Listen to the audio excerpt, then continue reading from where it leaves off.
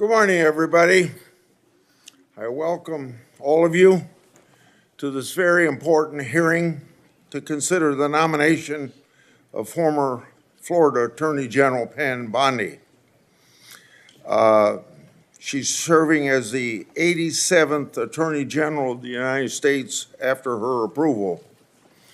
Congratulations to your nomination, Ms. Bondi, and thank you for your willingness to serve. I thank Senator Durbin for his leadership as chairman of the committee over the last 4 years. Although he and I have differences of policies, I think the public could say we worked well together on many issues over the years. As he steps into his role as ranking member, I will work closely with Senator Durbin to serve the American people.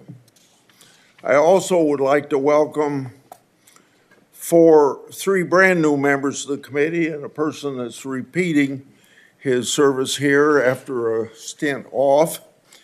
I welcome to the committee Senator Britt, Senator Schmidt, Senator Crapel, and Senator Schiff. Welcome. Before we get started, I'd like to set out a couple ground rules. I want to handle this hearing using a similar structure to how Senator Durbin handled the nomination hearing of Attorney General Garland. I want everyone here to be able to watch the hearing without obstruction. If people stand up and block the view of those behind them or speak out of turn, it's not fair or considerate to others, so officers will immediately remove those individuals. Now, before I turn to my opening statement, let me explain how we're going to proceed today. I'll give my opening remarks, and then I'll invite Ranking Member Durbin to give his opening remarks. Then I'll call on Senator Scott and Schmidt to introduce this nominee. And following those introductions and Ms. Bondi's statement, we'll begin the first round of questioning. Each senator will have an initial 7-minute round for question. After the first round, we'll do a second 4-minute round of questioning. Members should do their very best to adhere to these time limits so that we can proceed efficiently with the hearing. We're here today to considering Pam Bondi's nomination to serve as Attorney General of the United States. Ms. Bondi, for a second time, I thank you for your nomination, willingness to serve, but more importantly, serve the important role of Senate's advising consent process. You're nominated to one of the most important offices in our country. It took a lot of work on your part just to get here today. The more than 14,000 pages of records, hundreds of hours of media files, and more than 3,400 responsive entries you disclosed to this committee are a testament to your long career in public eye and your cooperation with this committee. I'd like to also thank your family for being here today. I know that many of them have traveled some distance to celebrate with you. I'd like to explain and expect that Ms. Bondi be treated fairly. During Attorney General Garland's confirmation hearing, Republicans treated him with respect. We asked tough but fair questions, and we ultimately voted him out of committee on a bipartisan basis. Although Attorney General Garland wasn't who we on this side of the aisle would have chosen to lead the Department of Justice, We recognize that President Biden won that election and that he was entitled to choose his attorney general. We were ultimately disappointed with some of the things that General Garland and his department did, but at the time of his nomination, we gave him the benefit of the doubt. As the recent terrorist attacks in New Orleans and around the world have shown, our national security must be a high priority. The American people deserve a secure homeland and borders, safe streets, orderly markets, civil rights, and a protected environment. So, delivering on these promises required the swift confirmation of an attorney general. This committee should give Ms. Bondi the same benefit of the doubt that this committee gave to Attorney General Garland. President Trump has selected a nominee whose qualifications speak for themselves. Ms. Bondi made history in 2010 as the first woman to be elected Florida Attorney General. She held that role for 8 years and was comfortably reelected by the people of Florida to a second term. 8 years of service as Attorney General of the third largest state in the nation is excellent preparation for the role of U.S. Attorney General. As Florida Attorney General, Ms. Bondi was a member of the Florida Cabinet, chief legal officer of the state, and led a large agency that tangibly impacted people's lives. And by all accounts, Ms. Bondi handled her responsibilities well. As the Florida Attorney General, Ms. Bondi achieved numerous successes. She engaged in key initiatives to fight human trafficking, counter the opioid epidemic, and protect consumers and protect the citizens of Florida from violence. She didn't shy away from hard work or complicated problems. She engaged in an aggressive campaign to eliminate pill mills, took a leading role in securing a $3.25 billion settlement following the Deepwater Horizon oil spill, and eliminated the backlog of rape test kits that had accumulated in that state's laboratories. Ms. Bondi experience isn't limited to her service as Florida Attorney General. She also served as a prosecutor in Hillsborough County for 18 years and prosecuted terrible crimes. She sought tough penalties and justice for victims of violent criminals, domestic abusers, and sexual predators. She prosecuted drug traffickers and thus protected her community. She was also active outside of her professional role, serving in the Junior League of Tampa, on the board of Special Olympics Florida, and is well known for her animal rescue efforts.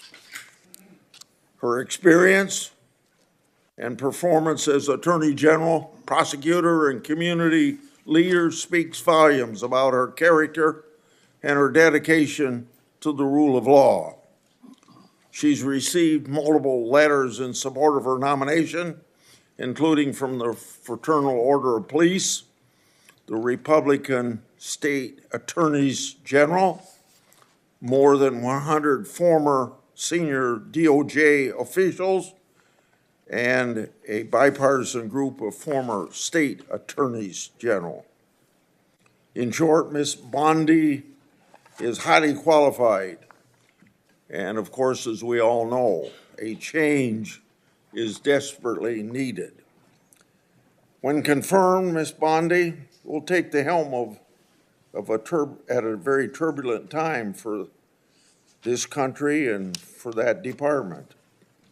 The Justice Department's is infected with political decision-making, while its leaders refuse to acknowledge that reality. Crossfire Hurricane was a textbook example of government weaponization. The FBI's investigation was built on the fake Steele dossier, which was funded by the Democratic National Committee and Clinton campaign, who worked with foreign operatives. My investigative work exposed that the FBI actually knew the dossier was false information and was likely a part of a Russian disinformation campaign. Even with the knowledge of such dossier defects and political infections, the Justice Department sought FISA warrant renewals and took other actions. After directing my oversight staff to investigate Justice Department's mishandlings of the matter, the Justice Department retaliated in issuing a subpoena for my own staff's phone records. That's right, challenging my constitutional rights of doing my oversight duties. Well, what's next? Then a few Democratic colleagues pressured the FBI Foreign Influence Task Force to supposedly brief me and Senator Johnson related to our Biden family investigation. On August the 20th, Senator Johnson and I had that infamous briefing from the FBI. Later, this FBI's briefing contents were leaked to the media, even though the FBI promised confidentiality. That leak falsely labeled our oversight work as, you guessed it, Russian disinformation. To this day, over 4 years later, the intelligence community and the FBI refused to provide us the intelligence basis for that briefing. The title of this Wall Street Journal's article sums it up, quote, "The FBI's dubious briefing. Did the Bureau set 2 U.S. GOP senators up at the behest of Democrats?" Question mark, end of quote. So, I know, as other people on this committee and in and out of Congress know, what government weaponization is. And then we get to Special Counsel Jack Smith and his lawfare operation. It involved an unprecedented FBI raid on Trump's house, including agents that even searched the former First Lady's clothing drawers. Hillary Clinton and Joe Biden certainly did not receive the same treatment by government regarding their records. Indeed, as my oversight exposed, the FBI amazingly agreed to destroy laptop records and records associated with Clinton's staff. This Orwellian conduct should have no quarter. On top of it all, the FBI Special Agent Thibault, the anti-Trump agent that violated the Hatch Act for political activities on the job, started one of Jack Smith's cases. But Jack Smith wasn't the only department official who tried to influence this past election. The Washington Post reported just last August about a previously undisclosed Mueller investigation into Trump that was closed for lack of evidence, and it being, quote unquote, fishing expedition. That news reporting was based on sealed court records, government records, and potentially classified information roughly 90 days before the last presidential election. The Justice Department leaked that information to the press to impact the election against President Trump. And they did it while stiff-arming congressional requests for information that would prove embarrassing to the Biden-Harris administration. So let us not forget some of the more and other flagrant abuses of power that we've seen from the DOJ and the FBI over the last 4 years. And I don't have the time to spend on these that I spent on 2 or 3 others, but just to list them. The Department of Justice used the might of the federal government to prosecute individuals peacefully praying outside of an abortion clinic. The FBI suggested that traditional Catholics could be domestic terrorism threats, claiming that these individuals adhere to, quote, anti-Semitic, anti-immigration, anti-LGBT, and white supremacy ideology, end of quote. The FBI opened dozens of investigations into parents who voiced their concerns at school board meetings regarding curriculum choices and COVID-19 mandates.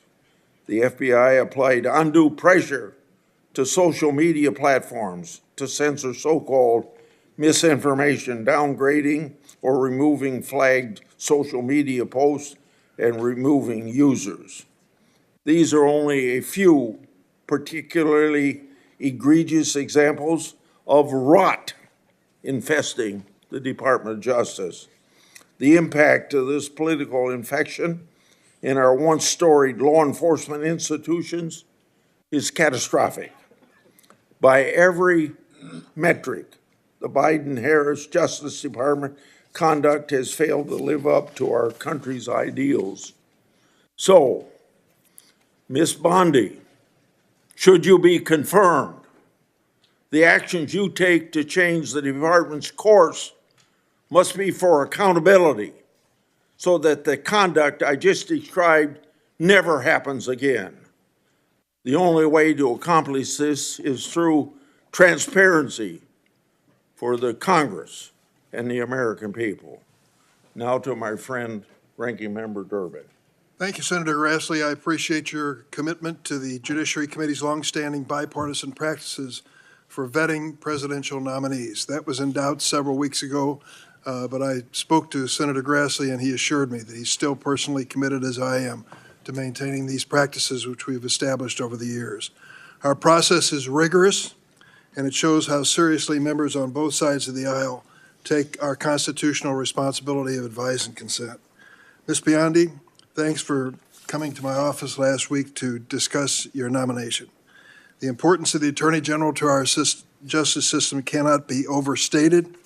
As our nation's chief law enforcement officer, the Attorney General oversees the Department of Justice, which is responsible for protecting the civil rights of Americans, economic freedom and opportunity, public safety, and of course, national security. In short, the Attorney General has real impact on America's everyday life. It is critical that any nominee for this position be committed first and foremost to the Constitution and the American people, not any president or political agenda. But President Trump claims he has, quote, an absolute right to do what he wants with the Justice Department. And that's how he conducted his first term. He interfered with the criminal cases of his friends and allies and successfully pressured DOJ to investigate his rivals. He even tried to use the Justice Department to overturn the results of the 2020 presidential election.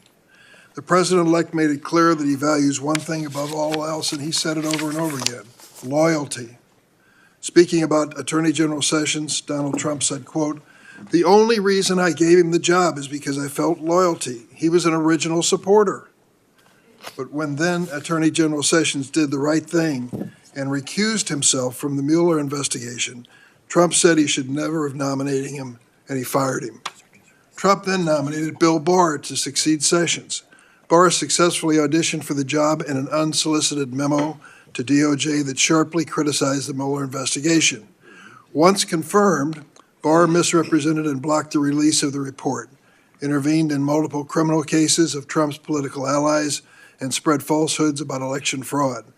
But in December of 2020, when Bill Barr finally announced there was no evidence of widespread voter fraud that would change the outcome of the election, Trump dismissed him, fired his second attorney general. This time around, President-elect Trump has vowed not just to use the Justice Department to advance his political interests, but also to seek, quote, retribution against, quote, the enemy within. He has repeatedly threatened to arrest, prosecute, jail, and otherwise punish those he considers his enemies. This includes reporters, prosecutors, judges, poll workers, military officials, and even his own former political appointees. Even before taking office, Trump has forced out his own FBI director that he appointed, Chris Wray, and he's trying to replace Wray with Kash Patel, whose main qualification to be FBI director seems to be his loyalty to Donald Trump. Patel has even compiled an enemies list of, quote, government gangsters to target that even includes former Trump appointees like Director Wray, Attorney General Barr, and Defense Secretary Esper. Trump's approach is a stark contrast with the bipartisan view born out of the post-Nixon era that the Justice Department should serve the interest of the American people, not any one president. For those who need a reminder, Richard Nixon ordered department officials to fire Archibald Cox, the special prosecutor investigating Watergate. Two of those officials, Elliot Richardson and William Ruckelshaus, resigned rather than carry out Richard Nixon's orders.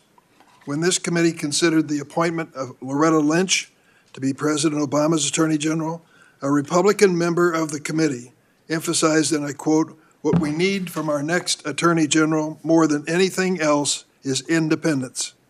That same member, who now still serves on the committee, said, and I quote, "The job is not to be the president's wingman.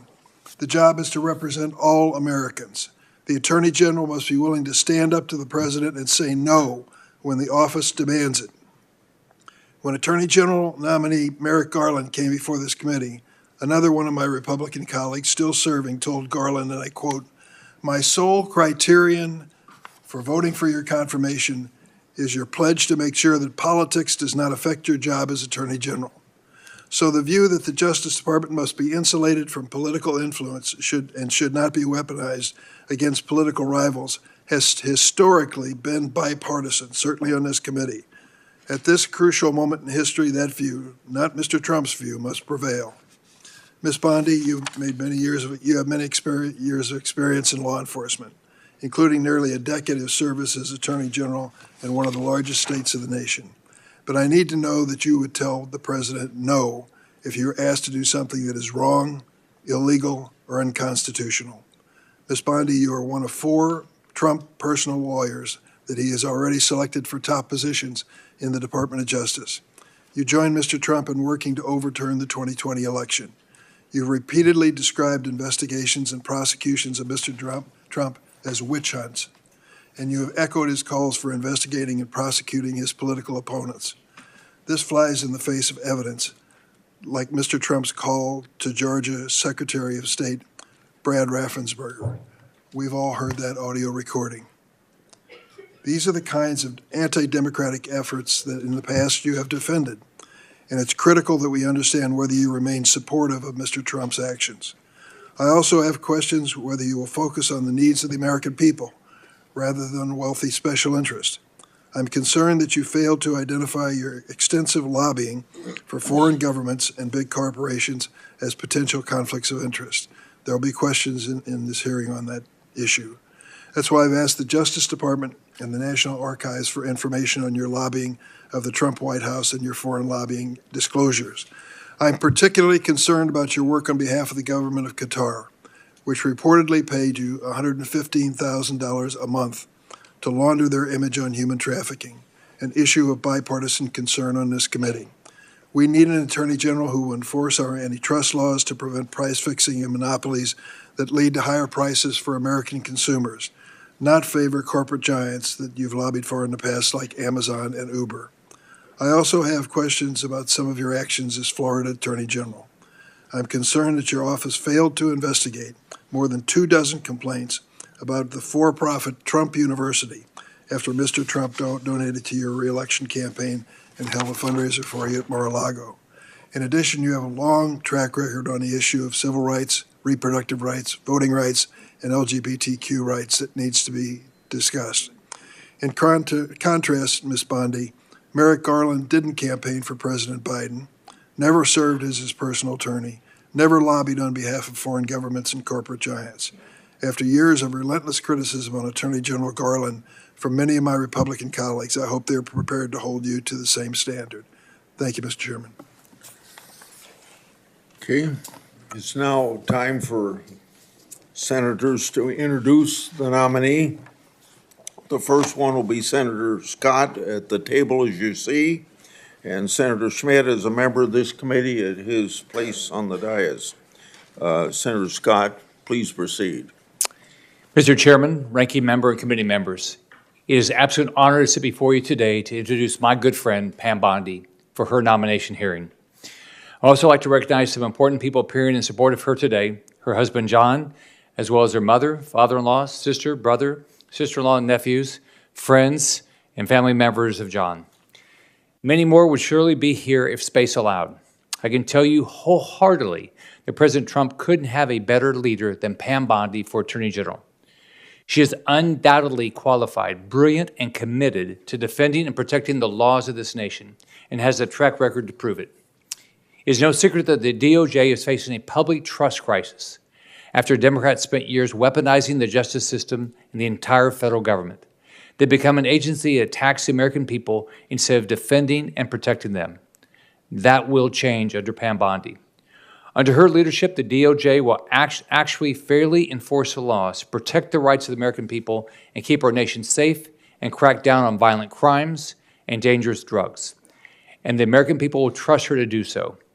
I know that well because I worked alongside Pam Bondi for 8 years when I was governor of Florida, and she was Florida's elected Attorney General, working to improve the lives of Floridians to make Florida the best state in the nation to live, work, and raise a family.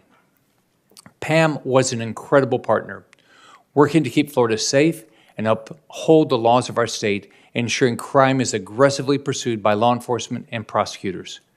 President Trump has made clear that one of his top priorities is to reverse the rising rates of crime, and specifically violent crime, that have plagued our communities over the past 4 years. Pam Bondi is uniquely equipped to advance this priority as U.S. Attorney General because she has a proven track record of success in achieving dramatic reductions in crime and violent crime during her time as Florida's Attorney General. From 2010, the year before she took office, to 2018, the last year she was in office, together, Florida experienced a remarkable 26% drop in overall crime, including a 19.6% drop in violent crime and a 27.4% drop in property crime. These aren't just numbers. These are tens of thousands of lives saved and communities improved and made safer and families and businesses protected. As Florida's Attorney General, Pam Bondi also spearheaded other life-saving initiatives like tackling the opioid epidemic and fighting human trafficking. Her achievements are too many for me to list in this short introduction. As U.S. Attorney General, Pam Bondi will restore law and order to the nation. She'll put Americans' interests first and make the nation a better and safer place. I urge every single member of this committee to support my friend Pam Bondi, and I look forward to voting for her confirmation soon on the Senate floor and help her get to work for the American people. Thank you, Chairman.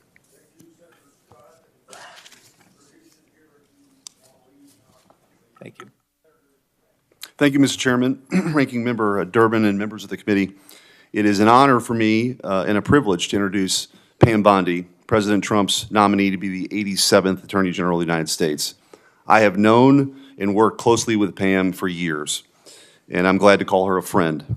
When Pam was nominated by President Trump, my reaction was, this is a home run. As many of us are, I was only to be outdone by Senator Graham, who described the nomination as a grand slam, touchdown, hole-in-one, ace, hat trick, slam dunk, Olympic gold medal pick, and he's right. As the letter joined by more than 100 former Justice Department officials put it, quote, it's all too rare for senior Justice Department officials, much less attorneys general, to have such a wealth of experience in the day-to-day work of keeping our communities safe, end quote. Pam exemplifies and personifies the Department of Justice's mission to uphold the rule of law, to keep our communities safe, and to protect our rights and liberties as Americans. Pam has distinguished herself in a career in public service that has taken her from her small-town upbringing in Temple Terrace, Florida, to a hearing before this esteemed committee. After attending the University of Florida and Stetson University College of Law, she started her career as a local prosecutor in Hillsborough County, Florida. As a local prosecutor for nearly 2 decades, Pam kept her community safe, prosecuting violent criminals, drug dealers, those who had threatened the local community, and those who stood in opposition to the rule of law. Pam's fellow Floridians then elected her to serve as Florida's Attorney General, where she was the first woman in state history elected to that office. As a former state attorney general myself, I can vouch for the deep experience that Pam Bondi has developed from serving in that role. As the chief law enforcement official in her state, she worked with local prosecutors to fight crime, worked to protect our constitutional rights, or the constitutional rights of Floridians, and stood up for the little guy by taking on abuses of power. As Florida's Attorney General, she worked tirelessly to combat the opioid crisis, fighting pill mills, and helping to combat the widespread misuse and trafficking of deadly drugs, including fentanyl, which have devastated families and communities all across our country. She stood up for Floridians in the wake of a 2008 financial crisis, leading to the National Mortgage Settlement Act, resulting in $56 billion in compensation to victims.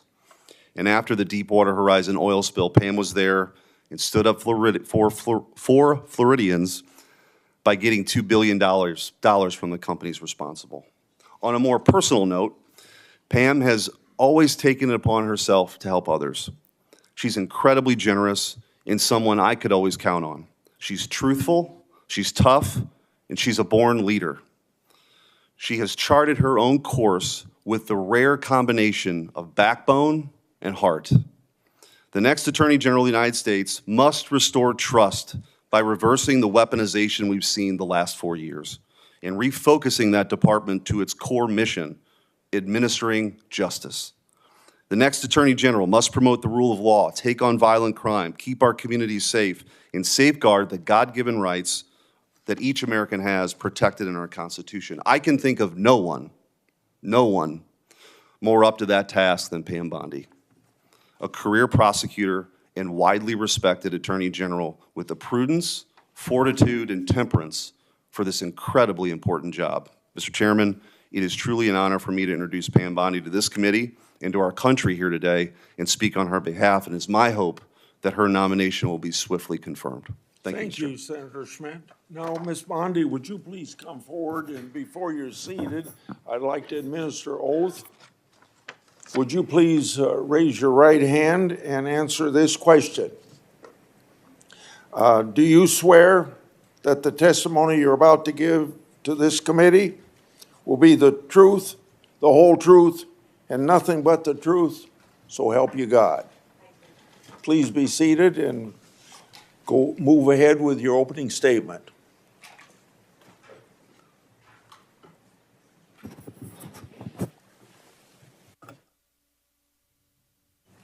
Thank you, Chairman Grassley, Ranking Member Durbin, and members of the Senate Judiciary Committee. I've had the opportunity to meet with almost all of you, and I greatly appreciate that. I'm grateful to President Trump and to this committee for your consideration to be the 87th Attorney General of the United States. I would not be here without my family. And if you can bear with me for just a moment, a lot of them have made a very long trip, and I wrote them all down so I don't forget anyone. My beautiful mother, who I wouldn't be here, a retired kindergarten teacher, would not be here without my mom. As of a week ago, it was 12 years since we lost my dad to leukemia. Feels like 12 days. My amazing husband, John, and his 2 incredible girls, Collins and Finley. Collins is a senior at University of Florida, and I think all of you on this committee will be very happy to know Finley is in cybersecurity.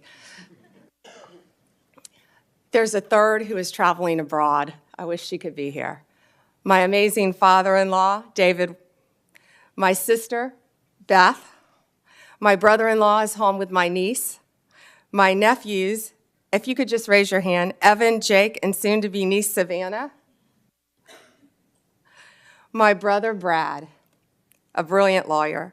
My sister-in-law Tandy, and my nephews Justin, who just got a 4.0 at UVA, Rex, great college tennis player, Brad, great tennis player.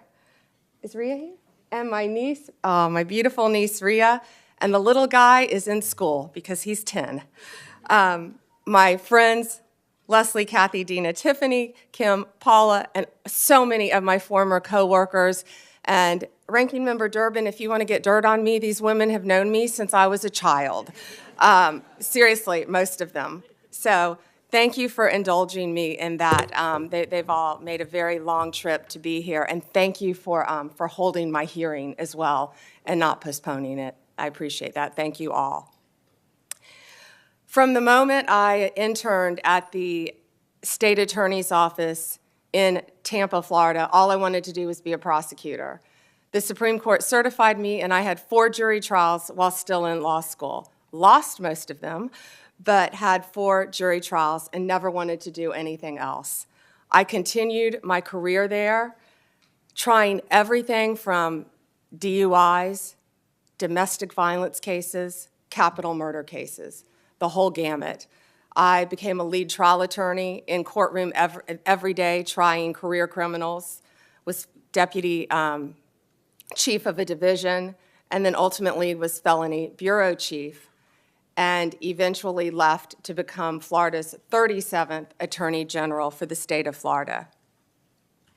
Nothing has impacted my career more than my experience as a state prosecutor, because I got to know and still keep in touch with many victims and their families from when I was a prosecutor.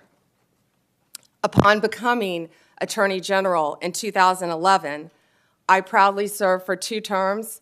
I was term limited. I would probably still be there right now had I not been kicked out of office by term limits. I loved being Attorney General.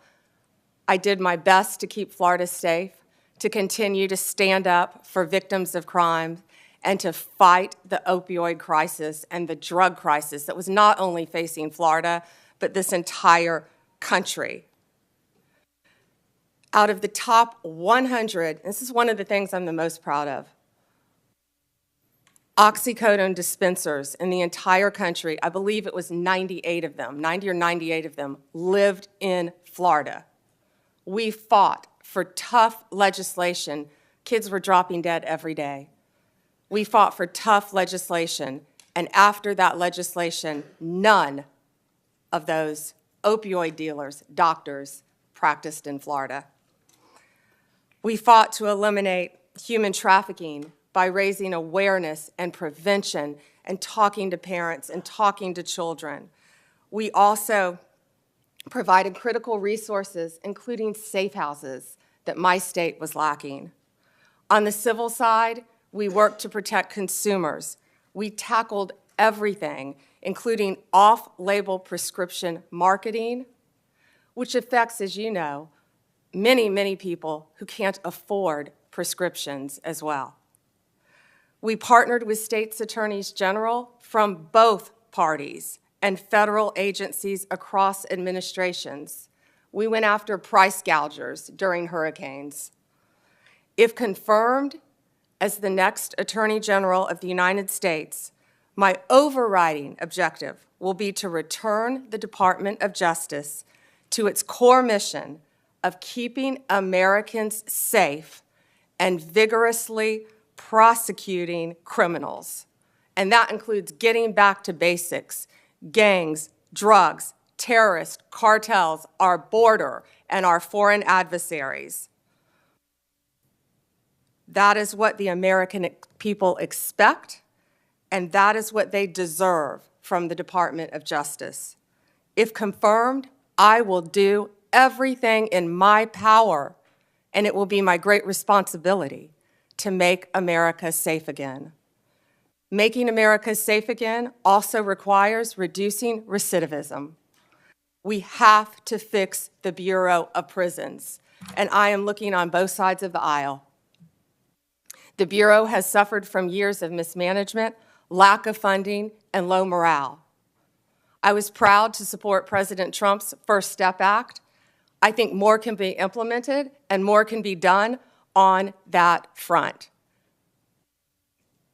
President Trump's leadership on criminal justice reform has demonstrated what is possible when a president is In a moment, I'm going to give you a chance to make your opening statement. I'm going to talk a little bit, Gene is, and then we'll get to you. Unfortunately, we meet at a time when America faces threats from nearly every corner of the world. It's no secret that hostile powers, from China to Russia, from North Korea to Iran, have formed an authoritarian axis bent on weakening the United States.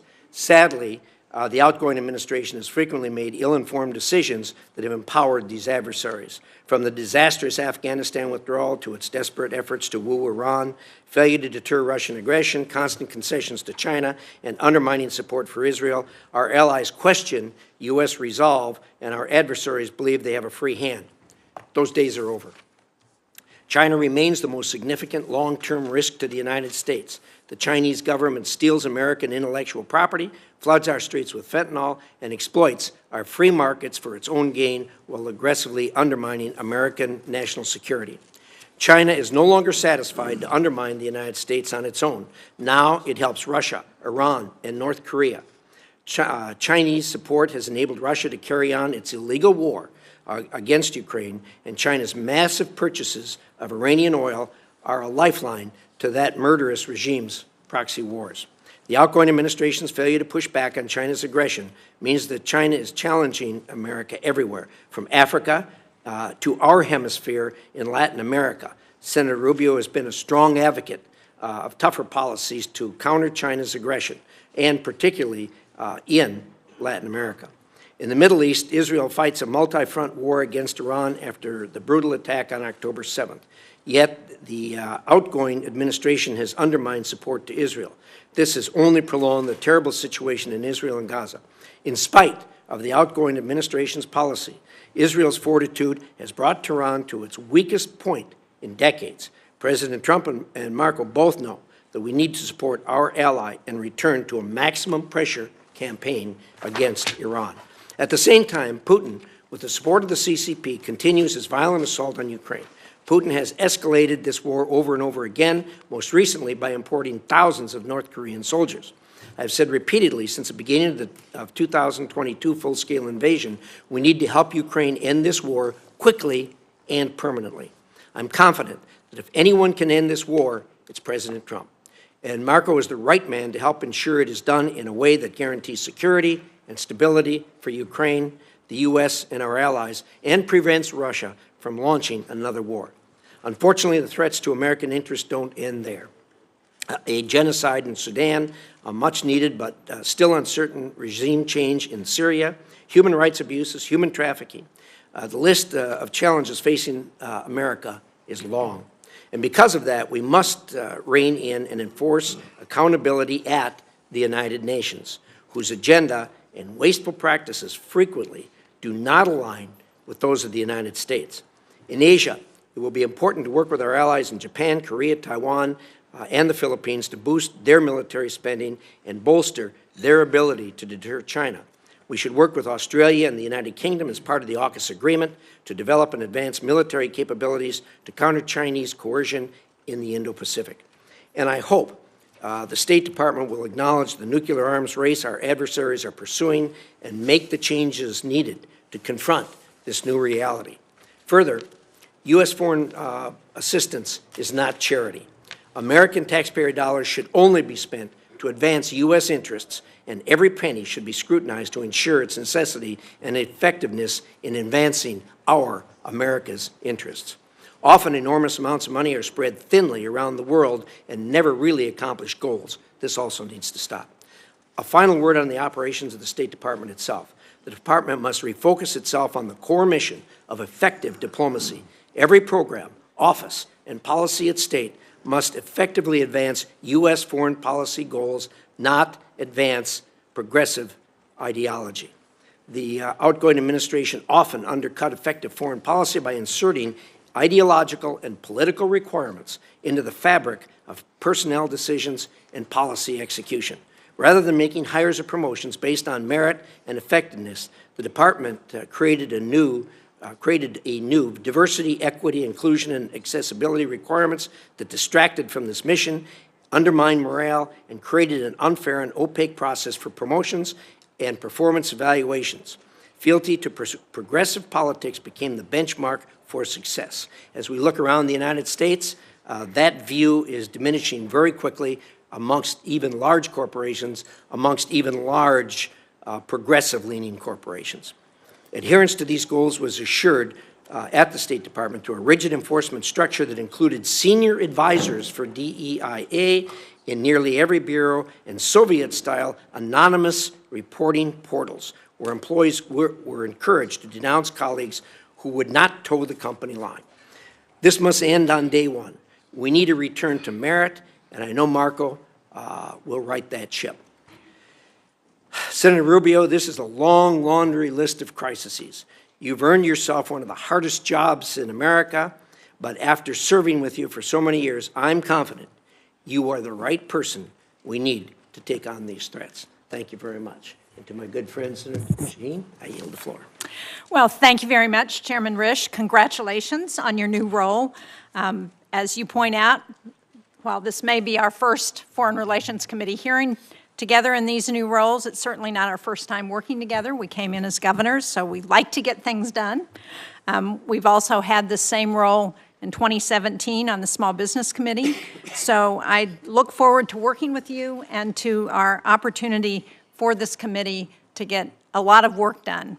I want to also congratulate the new members of the committee, Republicans McCormick, Daines, Scott, Lee, Curtis, and Cornyn, and on the Democratic side, Jackie Rosen. Nice to have you all on the committee. One point that we've always agreed on, the chairman and I, is the need to work together so this committee can function more effectively. That means holding hearings, it means advancing bipartisan legislation, it means confirming career Foreign Service officers quickly. I believe it's in our national security interest to have our embassies fully staffed and to confirm career ambassadors with the requisite expertise, which is why it was important to both of us to have Senator Rubio's hearing as soon as possible. And Senator Rubio, welcome. You and I have also had a good working relationship for many years. I believe you have the skills and are well qualified to serve as Secretary of State. But today I want to find out a little more about what this administration is thinking about American foreign policy and the State Department in particular. As I said, I believe this committee has a responsibility to get your team out in the field, and we hope you will send us qualified, experienced, and well-vetted nominees. I know you already have an expert group of career Foreign Service nominees before you that was not considered under the last Congress. I hope we'll see many of those nominees resubmitted to this committee soon. On policy, I want to start by hearing from you on Ukraine and NATO. There is strong bipartisan support, as you know, in the Senate for Ukraine. There's a clear understanding that we can't trust Putin, and I'm concerned that if Vladimir Putin wins in Ukraine, he's not going to stop. President Trump has repeatedly said that he plans to end the Ukraine war within 24 hours of his inauguration. It's been reported that his proposals would give away Ukrainian territory to Vladimir Putin. Now, I can't speak on behalf of Ukraine, and President Zelensky has said that he's open to a peace agreement.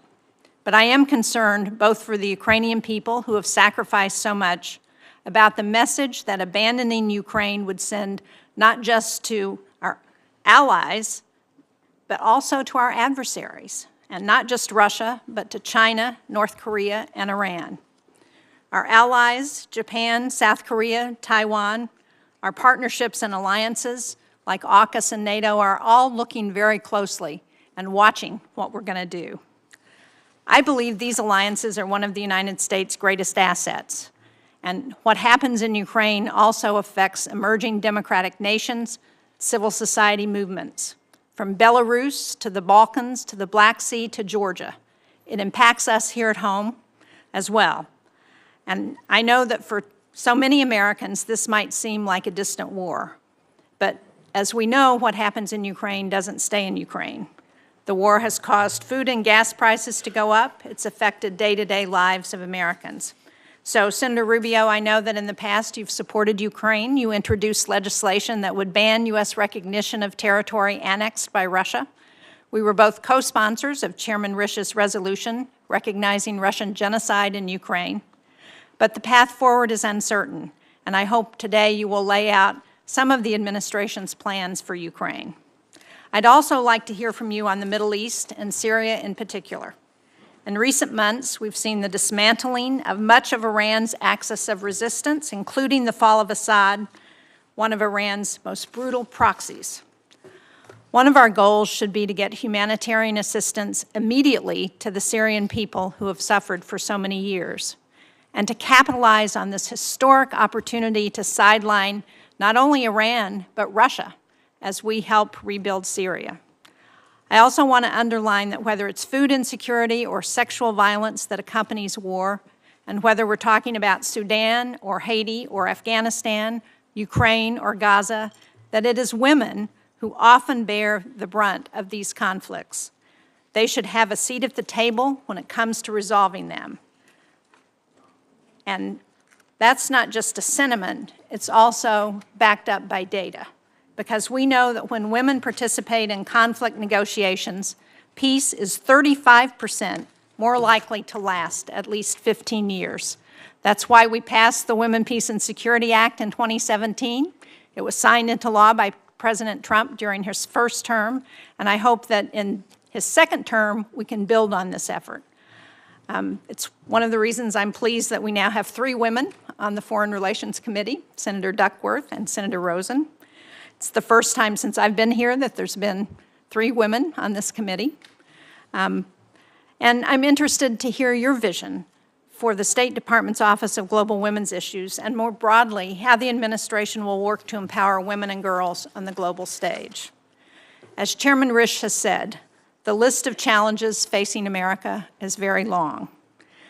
And so, Senator Rubio, if you're confirmed, I hope we can work together to continue to promote American interests that we have seen around the world the importance of America's role in the world. Thank you. Thank you, Senator Shaheen. Good remarks. Senator Rubio, the floor is going to be yours, and I hope you'll introduce your beautiful family to start with, and we'll take it from there. Well, thank you, Chairman Risch, and I want to thank the ranking member as well, Senator Shaheen, and thank you, Senator Scott, for your introduction. And let me just say it's a bit surreal to be on this side of the room, but you all look very distinguished, and I just wanted you to know that. Yeah. We know. In the 249-year history of our republic, there's only been 71 other Americans who have served in the role and the position that President Trump has now nominated me to occupy. And I want to thank him for his confidence, and it's an incredible honor. It is also, as many of you have already pointed out, an extraordinary responsibility. 3 of my children, Amanda, Anthony, and Dominic, could not be here with us today or join us here in person. But I am happy that my wife Jeanette is here and that my daughter Daniela is here with me as well, because I think, as each of you know well, it really is impossible to do our job in the Senate, not to mention the job I've been nominated for, without the love and the support of our families. I'm also very pleased that my sisters, Barbara and Veronica, and my nephew Orlando, are joining me here today. And to me, it's a reminder that the path that brings me to this moment was paved by those who are not here with us today, by 2 parents who arrived here on May 27th of 1956 from Cuba, and they had nothing but the dreams of a better life. And because of them, I had the privilege to be born a citizen of the greatest nation in the history of mankind, and to be raised in a safe and stable home by parents who made their children's future the very purpose of their lives. I also want to acknowledge all the blessings that God has bestowed upon me in my life. My faith is critical and something I will lean and rely on heavily in the months that are ahead. in a tumultuous world where, in my faith, we are called to promote the cause of peace and the common good. And that task has gotten harder than it's ever been. And I will rely heavily on my faith and pray for God's blessings, that He will provide me the strength, the wisdom, and the courage to do what is right in these tenuous moments. At the end of the Second World War, the United States was, in the words of then Secretary of State, tasked with creating an order, a world order, a free half, as he quote in his quote, out of chaos, without blowing to pieces, without blowing the whole of the world into pieces in the process. And in the decades that followed, that global order served us quite well. Americans' incomes rose and communities flourished. Alliances emerged in the Indo-Pacific and Europe that led to the emergence of stability and democracy and prosperity in these regions. We've had forever war ever since. Little Marco, keep your hands.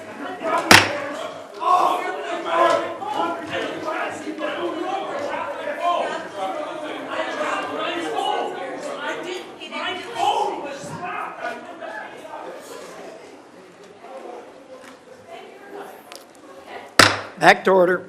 All right, alliances emerged in the Indo-Pacific and in Europe that led to the emergence of stability, democracy, and prosperity, but it also prevented a cataclysmic world war. And ultimately, a wall in Berlin came down, and with it, an evil empire. Out of the triumphalism of the end of the long Cold War emerged a bipartisan consensus. And this consensus was that we had reached the end of history, that all of the nations of the world would now become members of the democratic Western-led community, that a foreign policy that served the national interest could now be replaced by one that served the liberal world order, and that all mankind was now destined to abandon national sovereignty and national identity and would instead become one human family and citizens of the world. This wasn't just a fantasy. We now know it was a dangerous delusion. Here in America and in many of the advanced economies across the world, an almost religious commitment to free and unfettered trade at the expense of our national economy shrunk the middle class, left the working class in crisis, collapsed our industrial capacity, and has pushed critical supply chains into the hands of adversaries and of rivals. An irrational zeal for maximum freedom of movement of people has resulted in a historic mass migration crisis here in America, but also around the world. It's one that threatens the stability of societies and of governments. Across the West, governments now censor and even prosecute domestic political opponents. Meanwhile, radical jihadists openly march in the streets and sadly drive vehicles into our people. While America far too often continued to prioritize the global order above our core national interests, other nations continue to act the way countries always have. Pause.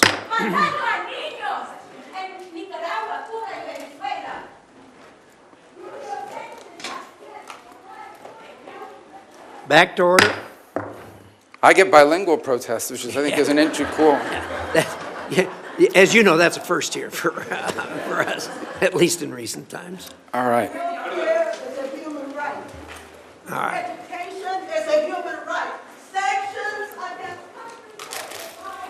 Back to order. All right. So while America too often prioritized the global order above our core national interests, other nations continued to act the way nations have always acted and always will in what they perceive to be their best interest. And instead of folding into the post-Cold War global order, they have manipulated it to serve their interests at the expense of ours. We welcomed the Chinese Communist Party into the global order, and they took advantage of all of its benefits, and they ignored all of its obligations and responsibilities.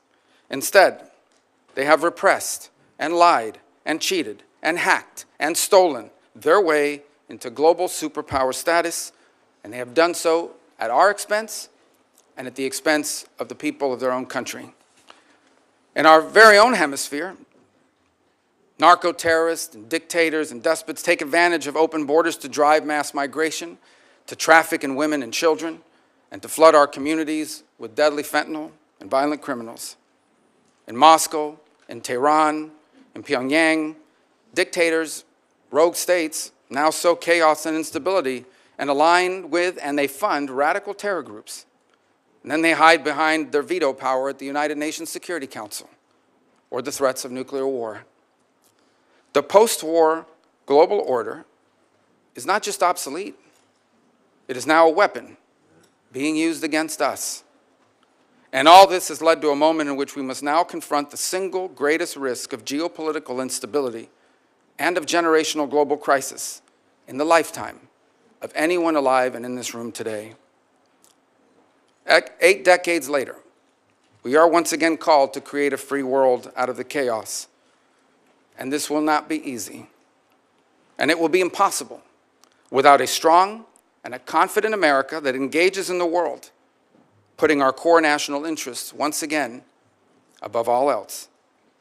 Just 4 years ago, I believe we began to see the outlines and the beginnings of what that would look like. During President Trump's first term, American strength was a deterrent to our adversaries, and it gave us leverage in diplomacy. There were no new wars. ISIS was eviscerated, Soleimani was dead, the historic Abraham Accords were born, and Americans were safer as a result. Now, President Trump returns to office with an unmistakable mandate from the voters. They want a strong America engaged in the world, but guided by a clear objective to promote peace abroad and security and prosperity here at home. That is the promise that President Trump was elected to keep. And if I am confirmed, keeping that promise will be the core mission of the United States Department of State. Now, tragically, horrifying atrocities and unimaginable human suffering can be found on virtually every continent. And I am certain that today I will be asked about the array of programs and the activities the Department of State carries out to address them. We are a nation who was founded on the revolutionary truth that all men are created equal, and that our rights come not from man or from government, but from God. And so we will never be indifferent to the suffering of our fellow man. But ultimately, under President Trump, the top priority of the United States Department of State will be the United States. The direction he has given for the conduct of our foreign policy is clear. Every dollar we spend, every program we fund, every policy we pursue must be justified by the answer to one of 3 questions. Does it make America safer? Does it make America stronger? Or does it make America more prosperous? Under President Trump, the dollars of hardworking American taxpayers will always be spent wisely, and our power will always be yielded prudently and towards what is best for America and Americans before anything and everything else.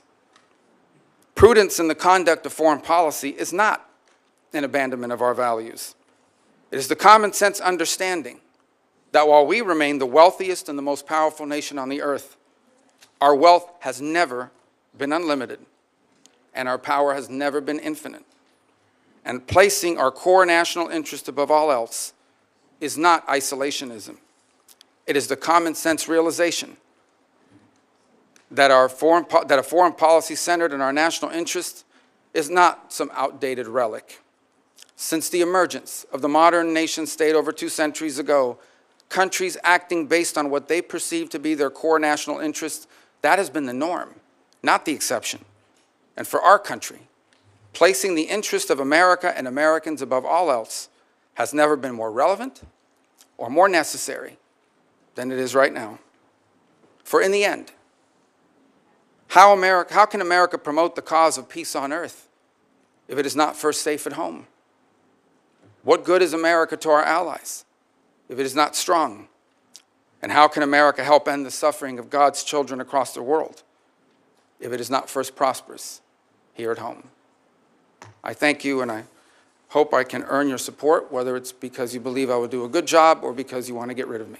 Thank you. Either way, the result's the same. Thank you, Senator Rubio. I've always been impressed with your view, particularly on a 50,000-foot level, of the kind of problems that we face in our lane, and national security lane, foreign relations and intelligence. So appreciate those remarks. We're now going to start a round. I'm going to allow 10-minute questions since this is a cabinet-level position. That doesn't mean you have to use all 10 minutes, but the 10 minutes are there. And what I'm going to do in this hearing and what I'm going to do in future hearings is I will call on people based on seniority on the committee at the time the gavel goes down. And if you come after that, you'll be put in line after that, and we'll go down the list like that. In any event, with that, Senator Rubio, could you talk for a minute about the Russian energy reliance? I think all of us were impressed when the war started that the Europeans knew the necessity of cutting the cord with Russia on their reliance on Russian energy, which had developed since the Iron Curtain came down, all of us believing that Russia would behave itself, which turned out to be a very misplaced view. And now, with the war carrying on, it's going to end, obviously, at some point in time. There are voices in Europe saying, well, we can go back to using Russian energy. My view is that that's not reasonable and it's not appropriate. And indeed, I think that the fallout from this war is going to go on for generations. Your thoughts on the energy relationship between Europe and Russia in the future? Well, I'm reminded, I believe back in 2018, then President Trump, on 2 occasions, once at the United Nations and I think another time at a NATO conference, pointed, for example, to Germany's reliance on Russian energy as a real vulnerability. And he was snickered at. I remember he was snickered at by the representatives of Germany at the United Nations. He turned out to be 100% correct. In fact, that reliance on Russian energy was a major loss of deterrence. Vladimir Putin, among his many calculations, one of the calculations he took in going in Ukraine was that the Europeans would complain, maybe they'd hit him with a couple sanctions, they'd write some strongly worded nasty letters about him, but ultimately would not be able to do anything effectively because of how much they depended on Russia. And in some cases continue to depend. I believe France is the 3rd leading payer into Russian energy in the world, and I think a couple other countries in Europe follow right behind. So there's still a significant amount of dependence in that regard. And that dependence on Russian energy is a tremendous amount of leverage that Vladimir Putin holds on his neighbors in Europe. Now, there is some good news. I think, for example, I watched with great interest the German engineering marvel, where they've been able to, I think by the end of this year, after they waived permitting requirements, and within 9 months, we're able to open what is literally a floating LNG terminal to allow and receive exports, including from the United States and other places. So I do think you're seeing movement in Europe now to try to detangle itself from that level of dependence. But it remains a real vulnerability and a tremendous piece of leverage for Putin against his neighbors in the broader world. It's also a reminder, by the way, and I used to be guilty of saying this quite a bit, that the Russian GDP was the size of Italy's, not very large. I think one of the things we learned from this endeavor is that it's not just the size of the GDP, but what it's composed of. And the Russian GDP, while smaller than some other countries, is largely reliant on the production of raw materials, on the energy, on food production, fertilizer and the like. And these are critical components of national strength and a reminder of how important they are for us here domestically as well. Thank you. I appreciate that. I do think, too, we ought to acknowledge that the Europeans did a job that was well beyond our expectations the first winter as they struggled through. They did really well as far as cutting the cord with Russia, being as how hard they were tied to that. Let's talk about AUKUS for a minute. There hasn't been much discussion about AUKUS. Well, there hasn't been much discussion about AUKUS really since the thing started. A lot of us have been pressing the administration to gear that up. It has not been forthcoming. I'd like to hear your thoughts on AUKUS, the importance thereof, and getting this thing moving as it was intended. Well, one of the things we'll have to endeavor to see, obviously, there's a tremendous amount of this that relies on the Department of Defense and other entities in government. To the extent the Secretary of State and the Department of State is engaged, it's something that I think you're going to find very strong support for in this administration. Because it's one of, I think it's almost a blueprint in many ways of how we can create consortium-like partnership with nation states that are allied to us to confront some of these global challenges, be it in the defense realm, in the technology realm, in the critical minerals realm, in the sensitive technologies and critical technologies on, for example, artificial intelligence and advances in even quantum computing. This obviously is more defense related, but it's one example of how we can leverage the power of these partnerships with allies, 2, 3 countries in some cases, broader in others, to reach outcomes and objectives, such as creating a geopolitical and strategic balance in the Indo-Pacific region and beyond. So we'll have to look at that and to see what components of whatever impediments exist can be removed by the action of the Department of State. But it also reminds us that in many of these, very few of these global issues are entirely reliant on the Department of State. The Department of Energy, the Department of Defense. We have a host of other government agencies, commerce in many cases, who also play a critical role in expediting and going through, for example, some of the lists of technologies that perhaps are not being transferred because they've been deemed as sensitive. But in the case of our strong and close allies, that's the point, right? Is that you want to be able to find yourself in a situation where you can accelerate partnership by making available to key allies these sensitive technologies that we wouldn't want to see in the hands or developed by an adversary or unaligned country. Thank you. I appreciate that. And our view is aligned, particularly on the excluded technology list. These are our closest and most trusted allies. And unfortunately, the current administration has really been difficult to work with as far as getting through that excluded technology list. And I hope you'll help expedite that. Let me talk for a minute about the International Criminal Court. Look, as you know, we've got real problems there. The court originally was intended, at least from our point of view, to be a court that focused on international crimes that were committed by people from countries who did not have a robust democracy nor a robust judicial system that held its own people accountable for crimes.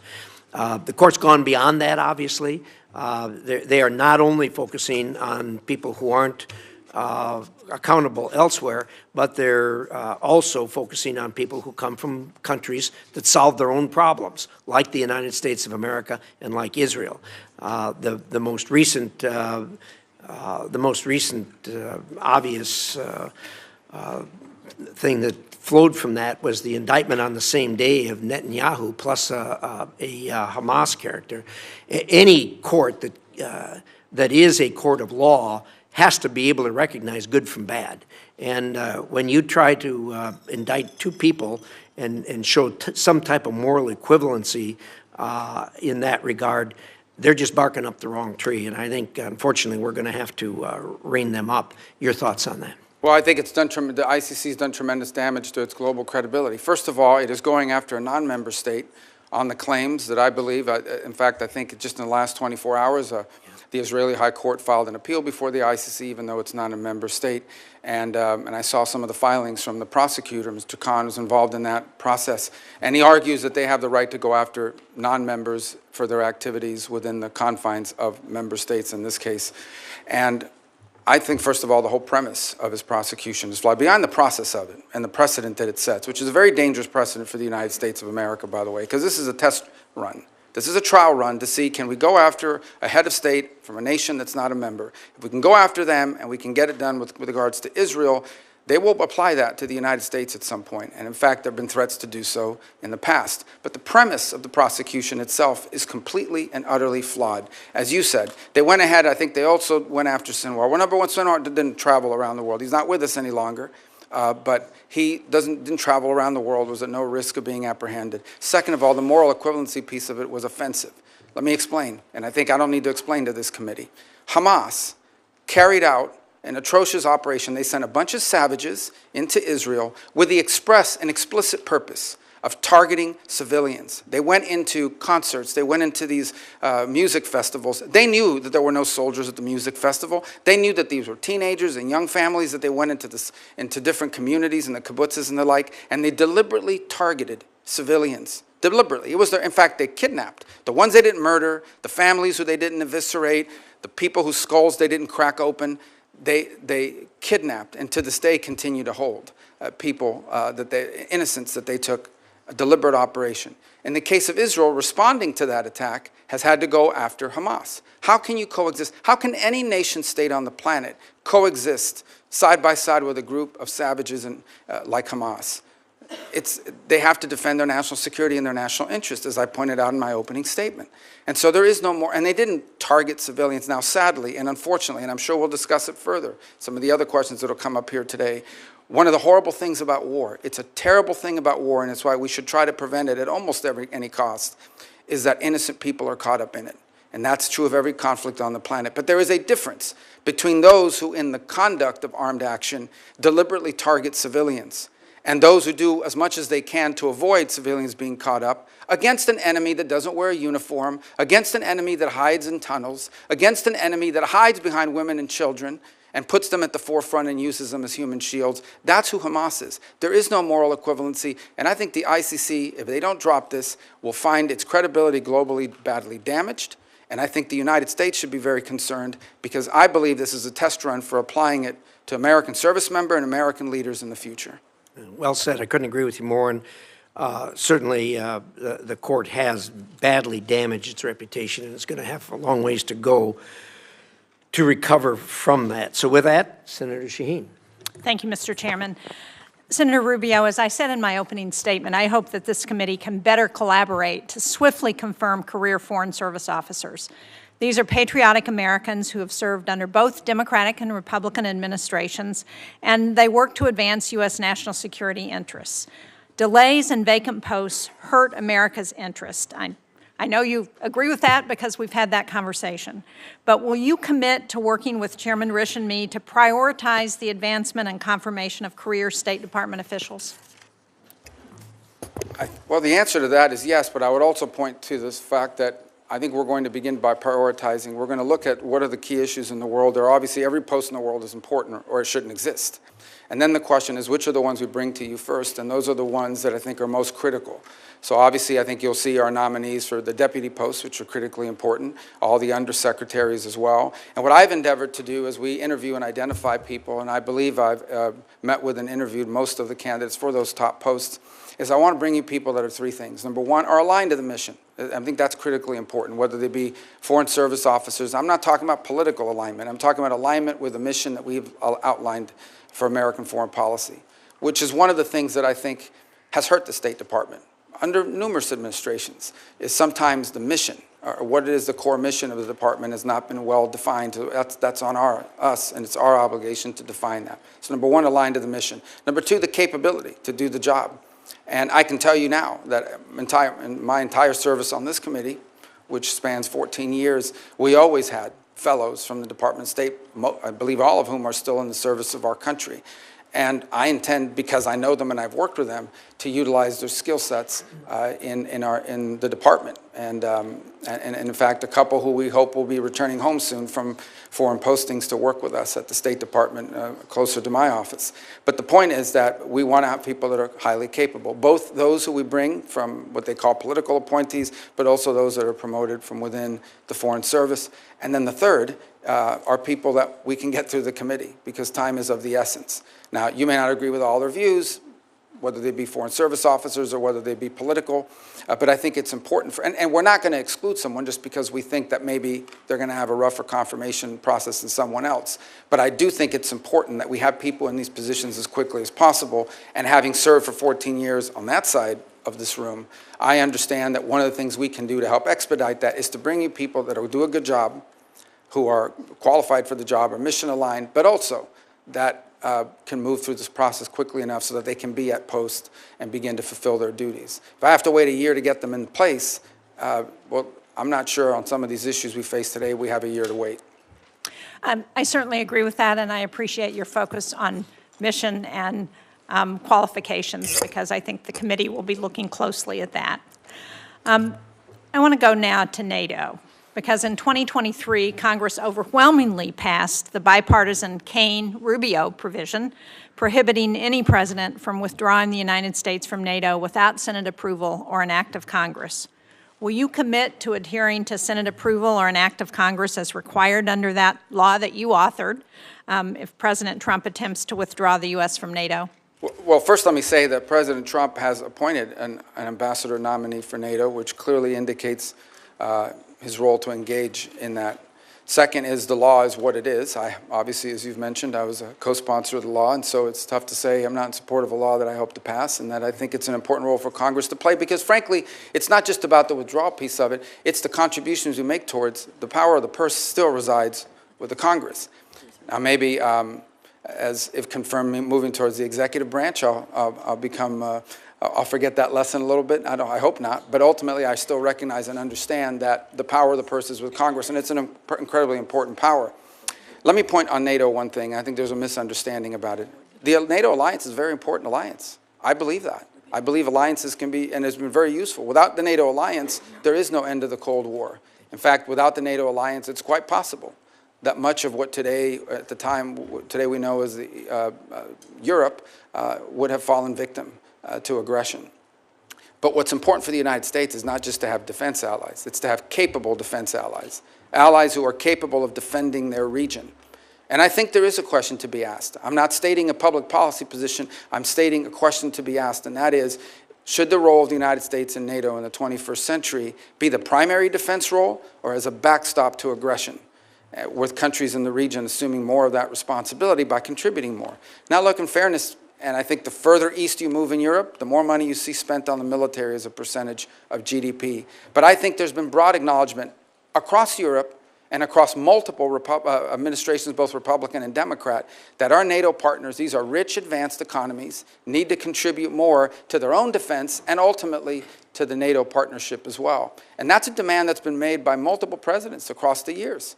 And the fact that that is true has been revealed by what's happened with Ukraine. Look at the ramp up in defense spending and the industrial capacity of multiple countries in Europe as a result of an armed conflict. Imagine if that capacity had been there before, it quite possibly might have had a deterrent effect as well. So I think it's important that we have alliances, but we have to have alliances with strong and capable partners, and not those who sort of have viewed the U.S. and the NATO defense agreement as an excuse to spend less on defense and more on some domestic needs. We have domestic needs too. These advanced, rich countries in Western Europe have enormous safety nets programs that they fund. We have domestic needs as well, but they've been able to divert or grow those programs because they don't have to spend as much on defense as we do as a percentage of our overall economy. And that dynamic needs to change, and I expect that President Trump will continue to forcefully make that point. And as you know, this committee and the Senate NATO Observer Group, which I co-chair, has made that point repeatedly, and we are now up to 23 of the 32 NATO nations who are meeting their 2% of GDP, and we have a number of them who are going beyond that, and it's appropriate. And I think the sentiment on this committee would be to agree with what you're saying, but to ensure that we continue to have a strong NATO, I think will be important not only to European security, but most important to our own security. I appreciate, we talked about Ukraine. I appreciate your past leadership in supporting Ukraine's fight for sovereignty. More recently, you voted against supplemental funding for Ukraine and against forgiving loans for Ukraine in November, loans that would be critical to Ukraine's economic stability.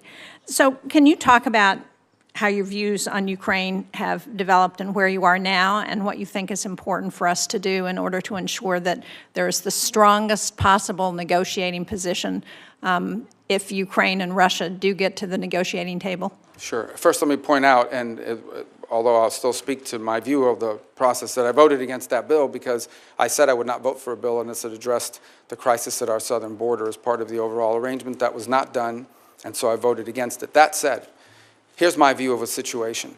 Once this war became what we now know it is, and that is a war of attrition, a stalemate, a protracted conflict, the dynamic on that situation has changed. It has. And I believe, and I think that this echoes with the president. Let me first echo the president's words and what he said in an interview about a year ago. He was asked about the war in Ukraine. He says, I want the dying to stop. I want people to stop dying. I want the killing to stop. And frankly, I don't know how anyone could say they don't. The destruction that Ukraine is undergoing is extraordinary. It's going to take a generation to rebuild it. Millions of Ukrainians no longer live in Ukraine. And the disruption, that means how many of them are going to come back, and what are they going to come back to? Even as I speak to you now, the Ukrainian infrastructure and their energy infrastructure is being decimated in ways that are going to cost hundreds of billions of dollars to rebuild over the next decades. So this is an important conflict, and I think it should be the official position of the United States that this war should be brought to an end. And the question becomes, what role can we play? And I think the first is by making that abundantly clear. And my differences with the Biden administration throughout this process is that they never clearly delineated what the end goal of the conflict was. What exactly were we funding? What exactly were we putting money towards? And on many occasions, it sounded like however much it takes for however long it takes. That is not a realistic or prudent position. The truth of the matter is that in this conflict, there is no way Russia takes all of Ukraine. The Ukrainians are too brave and fight too hard, and the country is too big. That's not going to happen. It's also unrealistic to believe that somehow a nation the size of Ukraine, no matter how incompetent and no matter how much damage the Russian Federation has suffered as a result of this invasion, there's no way Ukraine is also going to push these people all the way back to where they were on the eve of the invasion, just given the size dynamic. I saw a quote recently, and I wish I could attribute to who it was, but the quote was, and I think it was very wise, where they said the problem that Ukraine is facing is not that they're running out of money, it's that they're running out of Ukrainians. There's a size differential here that's important. Now, what Vladimir Putin has done is unacceptable. There's no doubt about it, but this war has to end. And I think it should be the official policy of the United States that we want to see it end. Now, what that master plan looks like is it's going to be hard work. This is not going to be an easy endeavor. But it's going to require bold diplomacy, and my hope is that it could begin with some ceasefire, and in order to achieve objectives like the one that needs to occur in Ukraine, it is important for everyone to be realistic. There will have to be concessions made by the Russian Federation, but also by the Ukrainians, and the United States has lent itself there. It's also important that there be some balance on both sides. In essence, it will be difficult to achieve this objective of a ceasefire and ultimately a peace settlement unless both sides have leverage. Putin's goal now is to have maximum leverage so that he can basically impose neutrality on Ukraine, retrofit, and come back and do this again in 4 or 5 years. And that's not an outcome I think any of us would favor.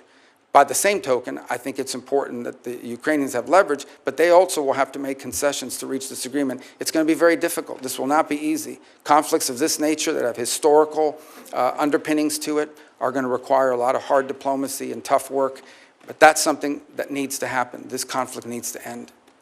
Well, I'm out of time, but I appreciate your last comment about the importance of leverage, and it's important for the United States to do what we can to help provide that leverage to Ukraine so that they can be in the best negotiating position possible with Russia. Thank you very much. Thank you, Senator Shaheen. Senator Ricketts. Thank you, Mr. Chairman. Well, Senator Rubio, congratulations on your nomination to this very, very difficult job. I want to thank you for your previous service in the U.S. Senate and your willingness to take on this job should you be confirmed. And I also want to thank your family as well for their support for you to be able to be a U.S. Senator and to apply for this job as Secretary of State. And I want also to express my gratitude to all the members of the State Department. We have a lot of people who choose to serve our country overseas, spend time away from their friends and family, and I can't think of a more noble calling. You're taking over a department that's very, very important to us.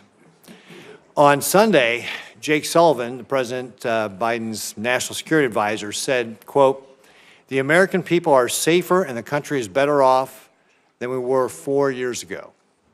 Let me repeat, the American people are safer and the country is better off than 4 years ago. I don't know who believes that. I don't believe that. I think the election results demonstrate the vast majority of Americans don't believe that. We don't believe it at home. Inflation has hurt average Americans' pocketbooks. Open border policies have put Americans at risk. And I don't believe we see it overseas. In fact,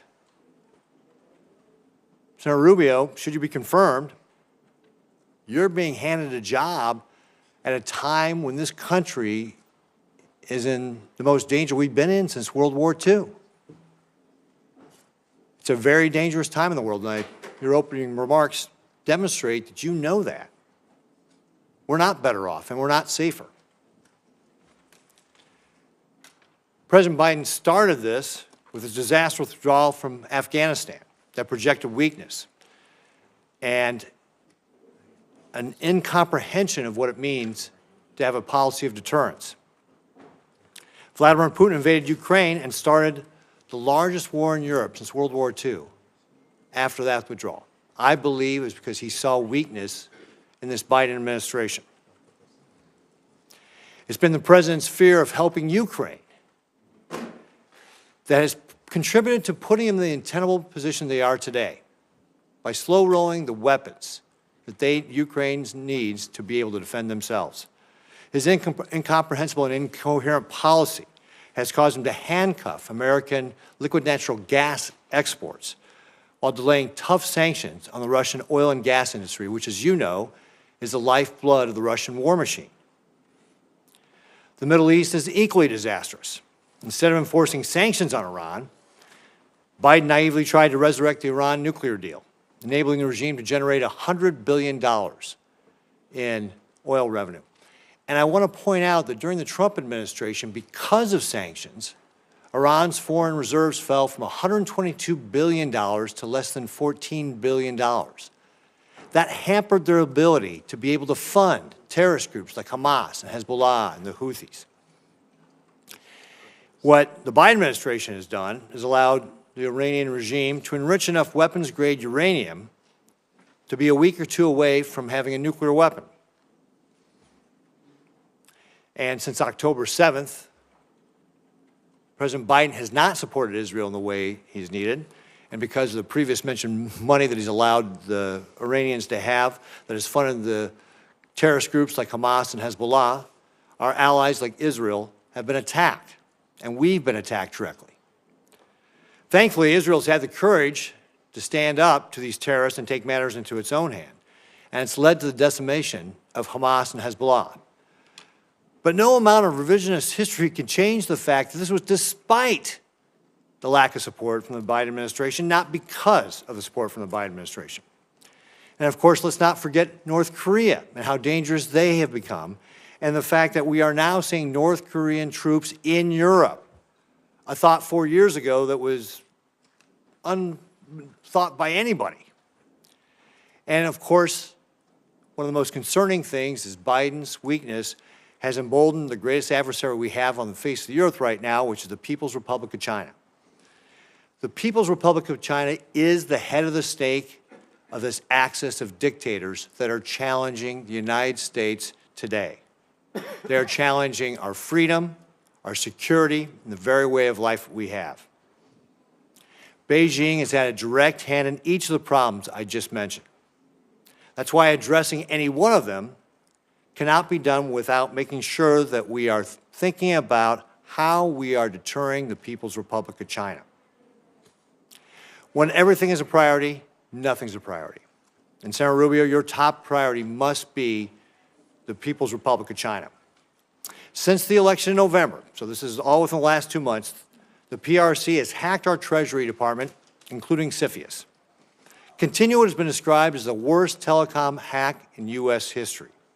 Sabotaged important undersea communication cables in Asia and Europe, deployed ships to the South China Sea to harass our allies like the Philippines in their own territorial waters, simulated a naval blockade of the Japanese islands for the first time, conducted the largest naval drills in decades targeting Taiwan and the broader Western Pacific, revealed new mobile piers suitable for a Taiwan invasion, unveiled advanced aircraft, and launched the world's largest amphibious warship, and they've allowed Iran to draw down and ship nearly 3 million barrels of oil from a storage site in China. It's obvious that Xi Jinping is positioning his chess pieces in preparation for war. He's directed his military to be prepared to take Taiwan by 2027, and folks, that's only 2 years away.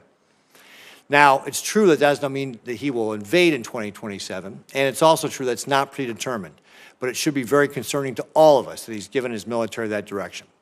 Because time and time again, dictators tell people what they're going to do, and then they go out and try and do it.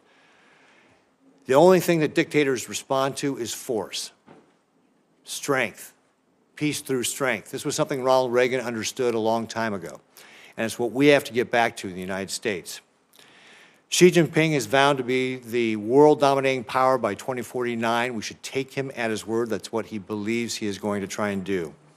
It's time for us to go on the offensive and abandon illusions about what kind of adversary we're faced. This is not a managed competition. This is a competition we must win.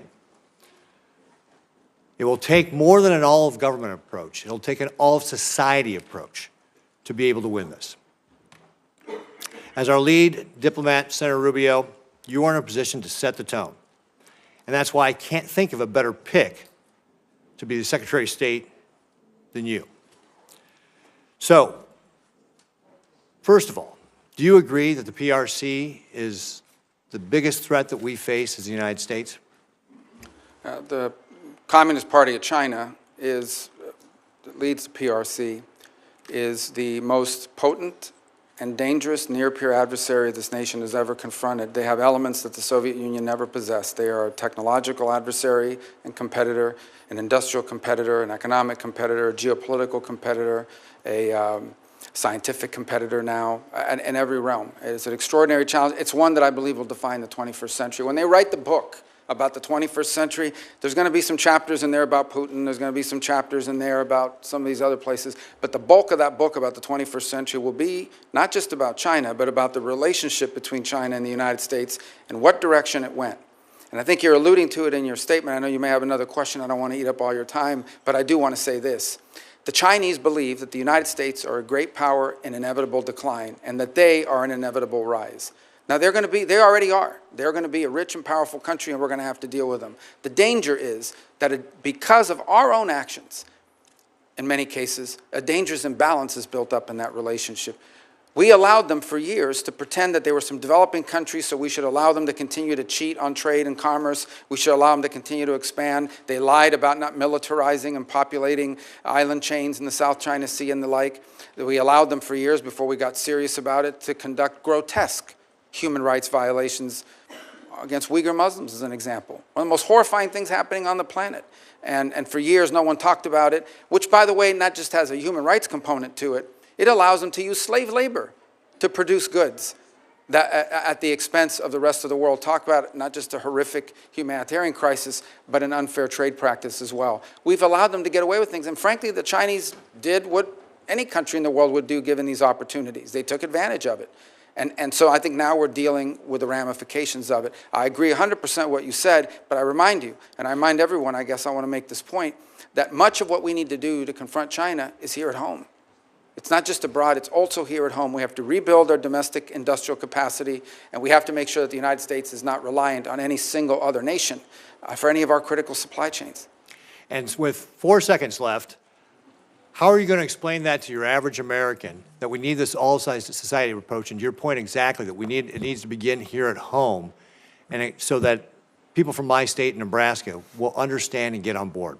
If we stay on the road we're on right now, in less than 10 years, virtually everything that matters to us in life will depend on whether China will allow us to have it or not. Everything from the blood pressure medicine we take to what movies we get to watch, and everything in between, we will depend on China for it. They have come to dominate the critical mineral industry supplies throughout the world. Everywhere in the world, they've now established critical mineral rights. Even those who want to see more electric cars, no matter where you make them, those batteries are almost entirely dependent on the ability of the Chinese and the willingness of the Chinese Communist Party to produce it and export it to you. So if we don't change course, we are going to live in a world where much of what matters to us on a daily basis, from our security to our health, will be dependent on whether the Chinese allow us to have it or not. That's an unacceptable outcome. Great. Thank you, Senator Rubio. Next is Senator Merkley. Thank you, Mr. Chair, and thank you, Senator Rubio. And I've enjoyed working with you on the Congressional Executive Commission on China, which engages in many issues related to their treatment of folks from the Tibetans to the Uyghurs, to their position regarding Hong Kong and Taiwan. But let's talk about Taiwan. I had the chance to go to Taiwan in the year 2000. It was the second presidential election there, and it was the first one where people were becoming convinced that they actually might be able to hold a democracy. I believe they've earned the right to have a voice in international affairs, and I also believe that they are at great risk right now with mainland China, Xi's plan to be aggressive militarily towards them, as my colleague Senator Ricketts just noted. Will you support in your role as Secretary of State Taiwan's right to have a voice in international affairs, participate in international forums? And will you support the porcupine strategy providing that we will supply them with defense articles and defense services in such quantity as may be necessary to enable Taiwan to maintain a sufficient self-defense capability? By the way, that phrase is from the 1979 Taiwan Relations Act. It's in our current law. Yeah, let me just point out that on the Taiwan Relation Act, and I believe of the year 2016, I was the lead Republican sponsor in reauthorizing and reinvigorating it. I think that the multiple or consecutive presidential administrations of both parties have made clear that the policy of the United States towards Taiwan is encapsulated not just in the Taiwan Relations Act, but in the 6 assurances that multiple administrations, including the Trump administration and now the Biden administration, have made clear are our policies. With regards to your second point about international forums, ASEAN is a great example of one in which that's being tested. Last year at their conference, the Chinese were able to prevent participation by the any mention of Taiwan in the memorandum. And then this year they're working very hard to make sure that no one associated with Taiwan was anywhere near it. So it's just one more example of how they're being excluded. I would also point to the Western Hemisphere. I know that sounds like half a world away, but you understand this issue. The majority of nations on earth that continue to recognize and have relations with Taiwan, the vast bulk of them, or the plurality, are within the Western Hemisphere. They've undertaken a very aggressive action in just the last 7-8 years to get these countries to flip. They got Panama to flip, and they got Panama to convince the Dominican Republic to flip. They've targeted multiple other nations, and Nicaragua most recently, to flip. So I think that's an important thing for us to keep in mind and make a priority. And I also think it's important to recognize allies in the region like Paraguay that have not flipped, and others who have stayed strong in that regard. On the porcupine strategy, because I know it may sound weird to people, or if anyone's watching this, I know what the ratings are, but hopefully not high. But let me just say that when the porcupine strategy, what it really means is you want to make the cost of invading Taiwan higher than the benefit. We want to discourage that by the Chinese believing that, yes, could they ultimately win an invasion of Taiwan, but the price would be too high to pay. It's basically deterrence. And I think that's critical, not just to defending Taiwan, to preventing a cataclysmic military intervention in the Indo-Pacific. And that's what it would be. And I would make one more point, and again, I don't mean to want to be alarmist about it, but if you listen to Xi Jinping, and it's important when you listen to him, and I say listen, read, don't read the English translation that they put out, because the English translation is never right. You have to read the real translation on what they actually said in their native tongue. What they're basically saying is that this is a foundational and definitional issue for Xi Jinping personally. And as a result, I think we need to wrap our head around the fact that unless something dramatic changes, like an equilibrium where they conclude that the costs of intervening in Taiwan are too high, we're going to have to deal with this before the end of this decade. And so strongly support for the porcupine strategy. Thank you. And I know people in Taiwan. I just don't like saying porcupine, but yes. You know, when I went to Taiwan in November and met with the president and other leaders, they are extremely nervous right now. And part of the reason they're nervous is they're concerned about how things play out in Ukraine as possibly creating an incentive for China. And I take your point about the current stalemate and the fact that there is a range of objectives that are out of reach for other side.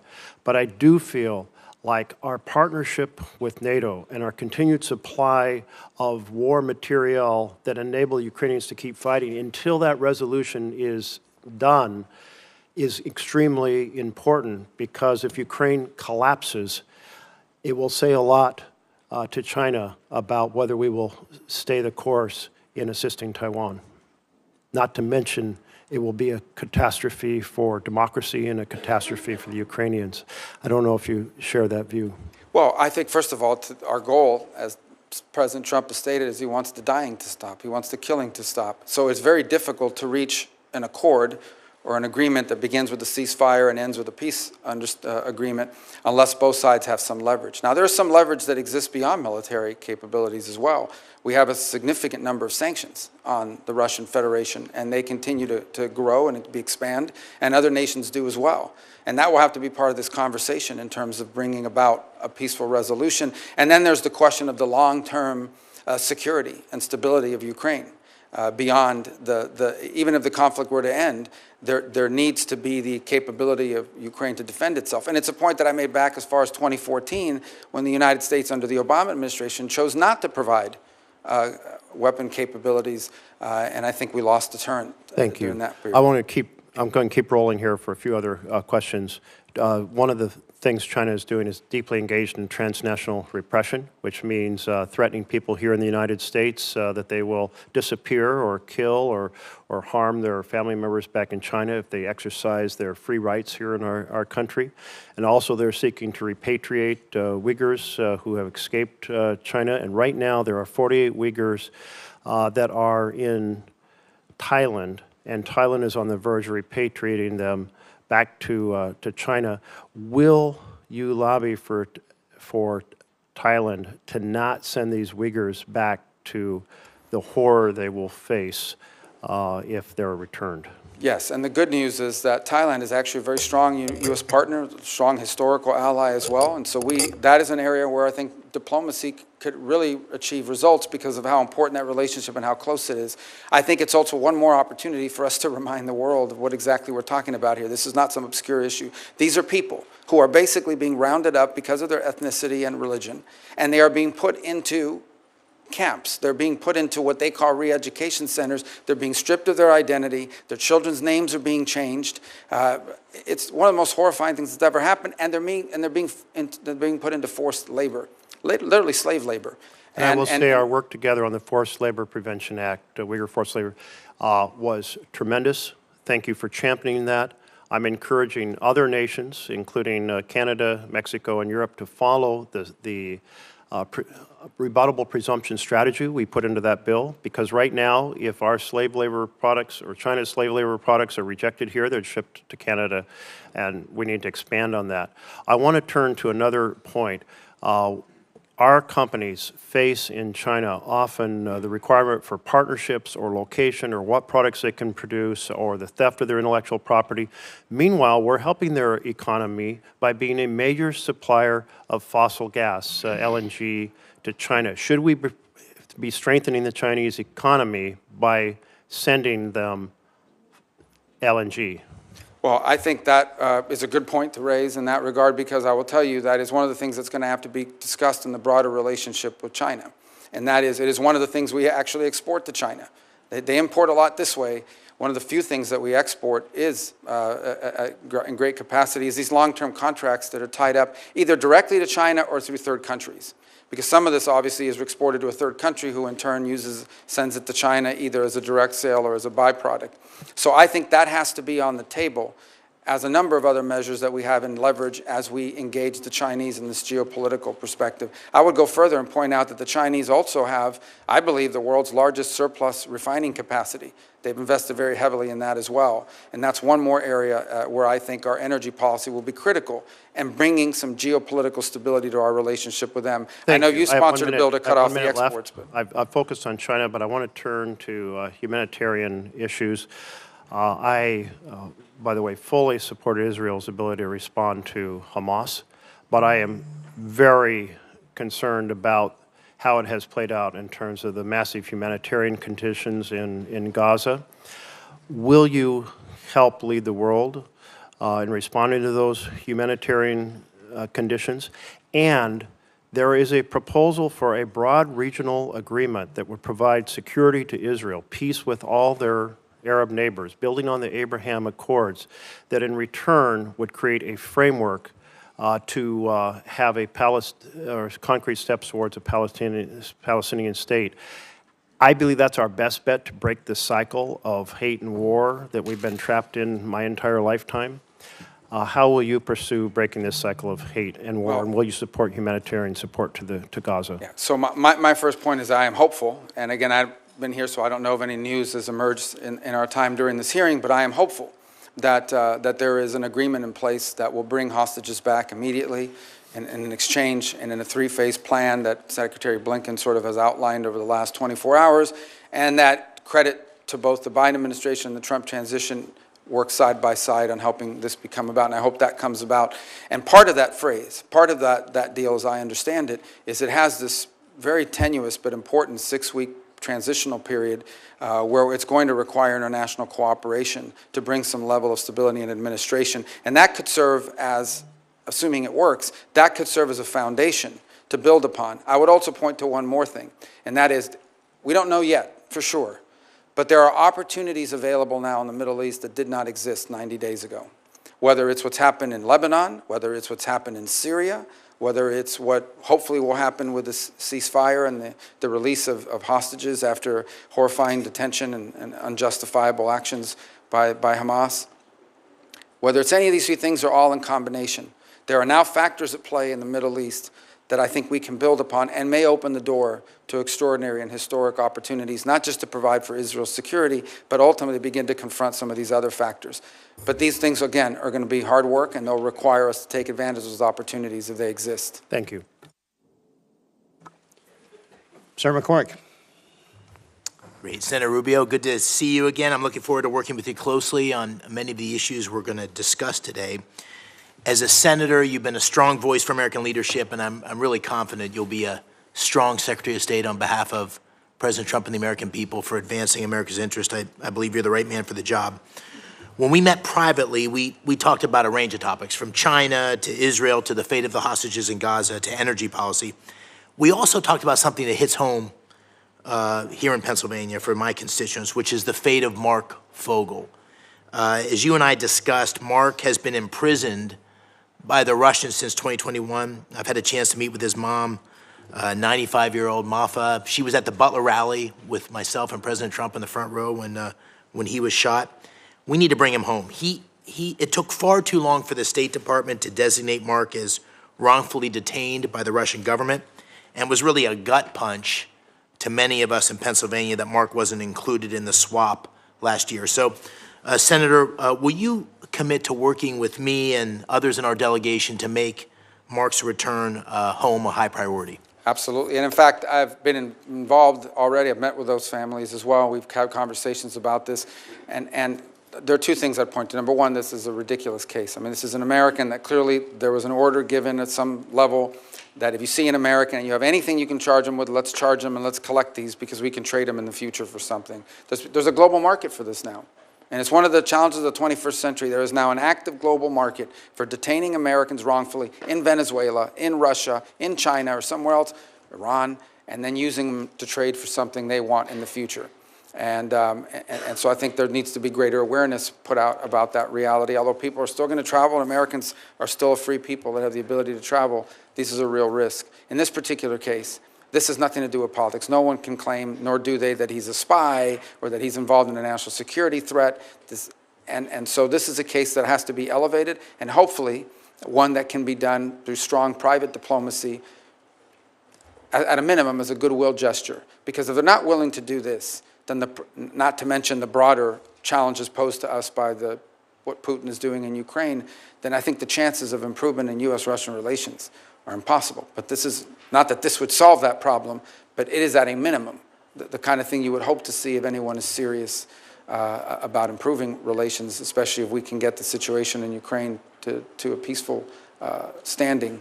And I hope that this case will be one that we can reach a good result on. Good. Thank you. On the sad topic of hostages, as you know, Dean and I, my wife, live in Squirrel Hill in Pittsburgh. We've been part of a meeting with hostages in Israel and in the United States as recently as last week. Noah Aragami and Ronan and Orrin and Nutra, who lost their son, sadly, Omer, recently came to visit. And, President Trump said recently that all hell will be to pay if the hostages aren't released. If confirmed, what emphasis would you put on releasing those hostages in Gaza? Do you agree that a permanent ceasefire in Gaza absolutely must include the release of those hostages? Well, it must include it because if it doesn't, there won't be a ceasefire for long. I mean, the Israeli commitment to bringing back their civilians, that's what these are. These are civilians. These are people, these are innocent people who were targeted and have been held in horrifying conditions, the health and well-being of which many of them we still don't know, but we believe there's a substantial number that are going to be released as part of this first tranche. And that's an important point as well, in regard to this agreement that has now been publicly reported on. It's not everyone. I think there's a first tranche of women, children, and people over a certain age, and then a second tranche of releases of males that are of military age, who they claim are all combatants, even though they are not. They just happen to be of a certain age.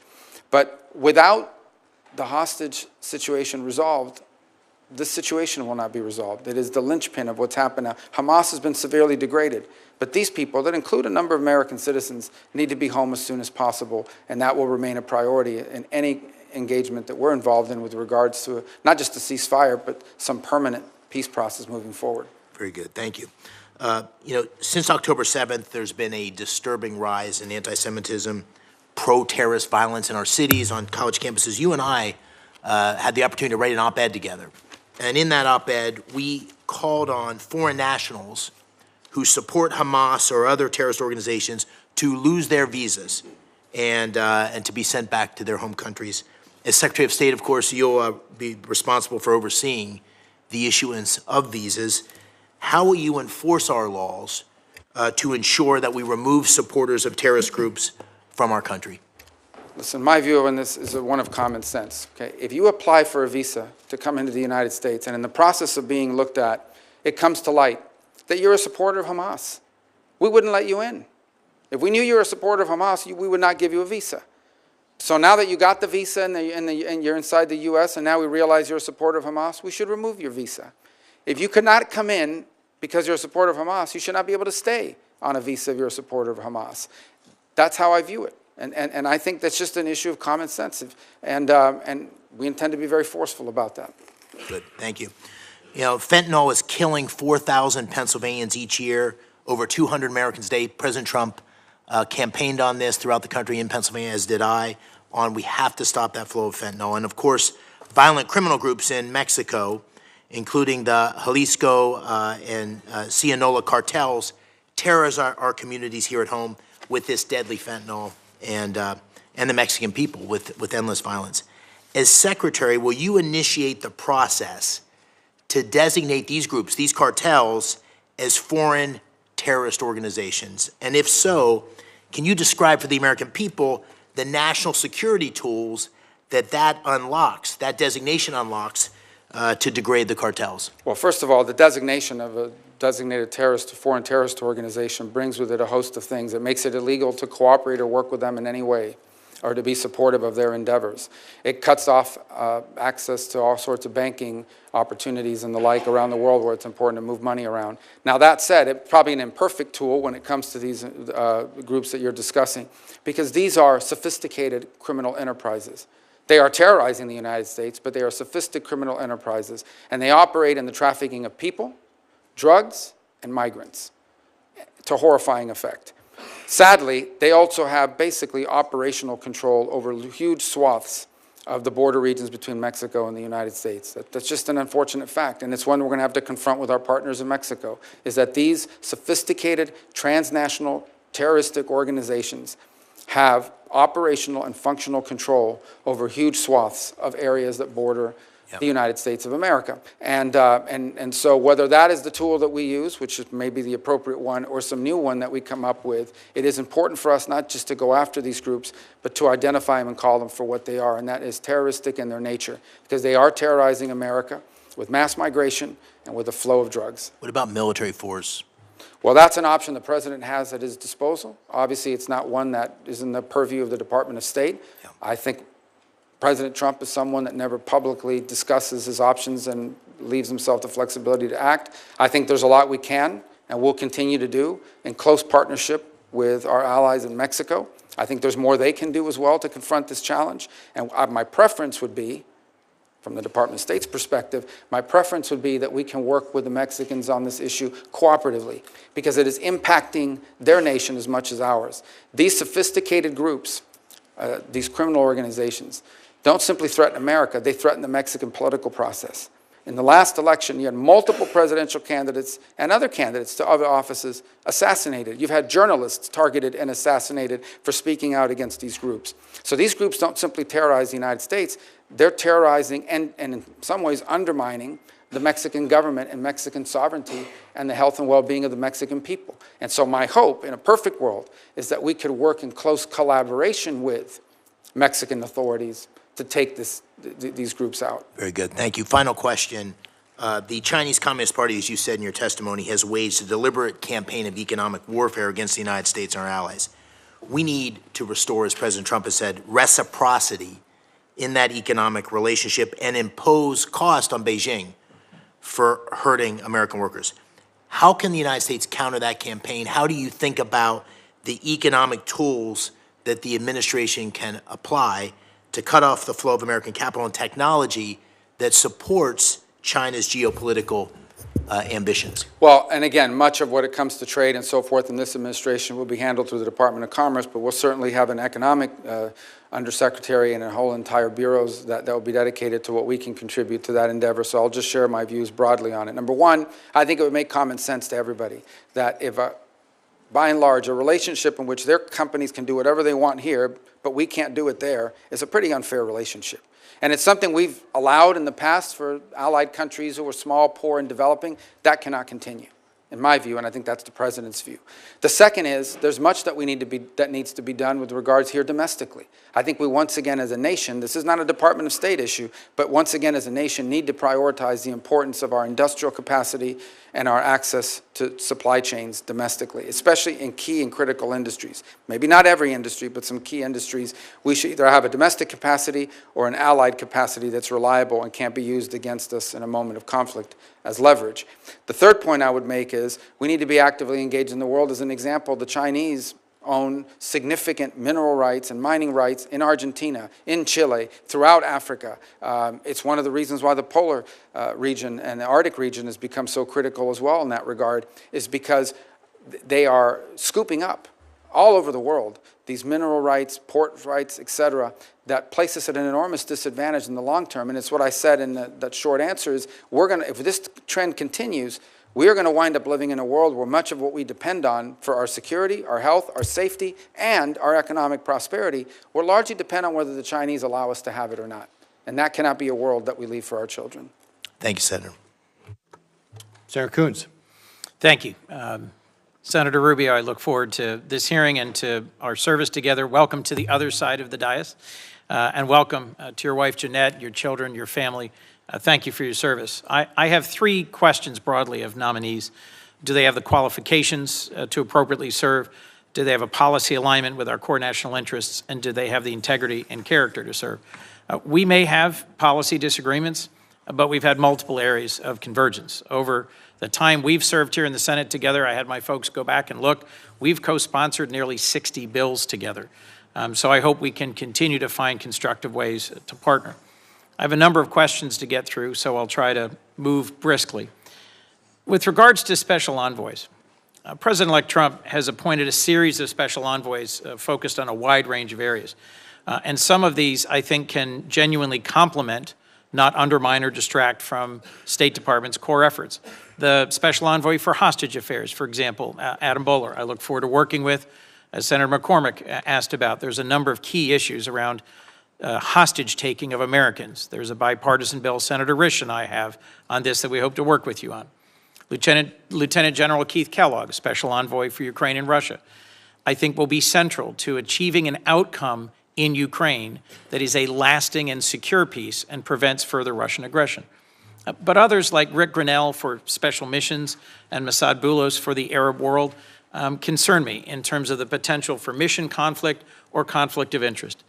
How will you work to ensure that state maintains its authority and encourage the administration to conduct a full vetting of any potential conflicts of interest and to ensure there's clarity of alignment with special envoys? Sure. And thank you for the question, because I think it's a valid one.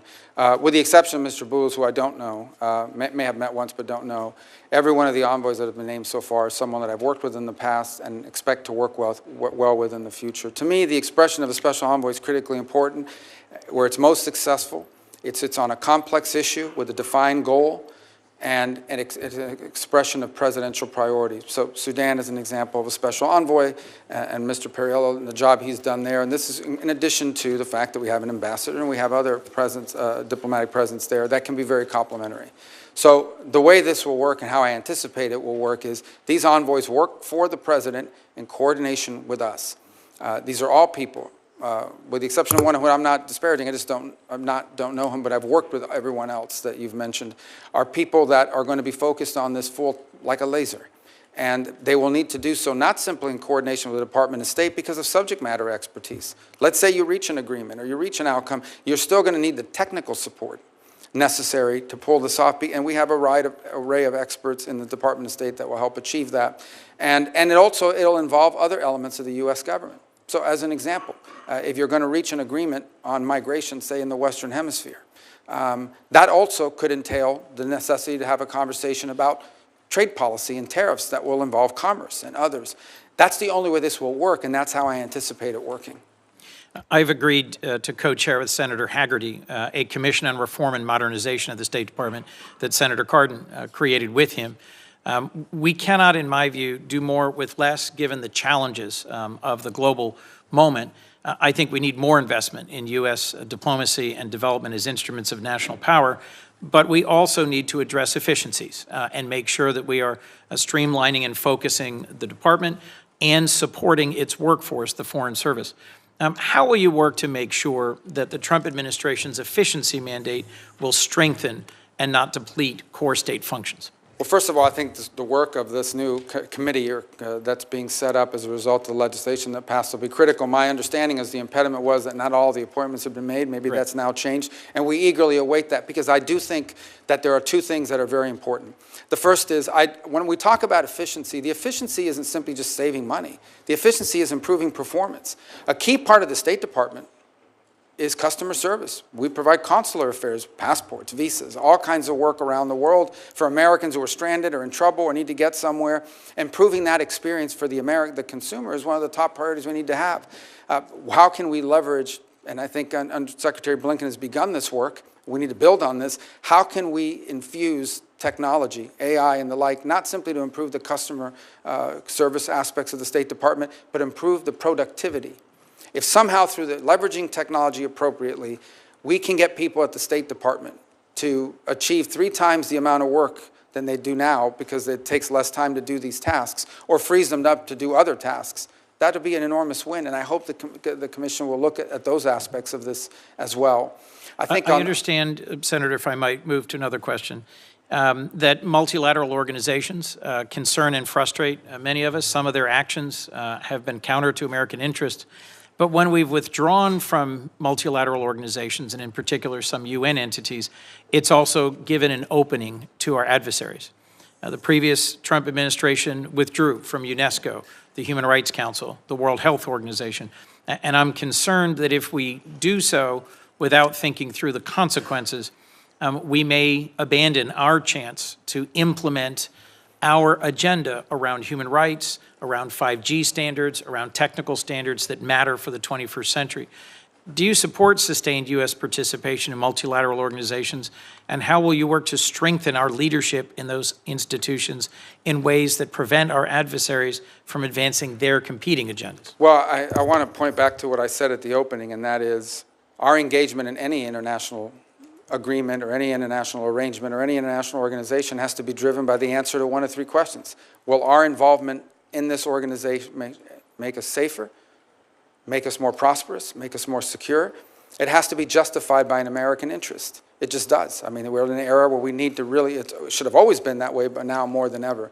And so each of these will have different components to it. I think there's a second component of funding, and that is, should the United States be funding organizations who in many cases are pursuing and or achieving outcomes that are contrary to the national interest of the United States. Each of these will require a serious examination as we work through them, and a justification to Congress about why we're no longer funding it or we're no longer participating.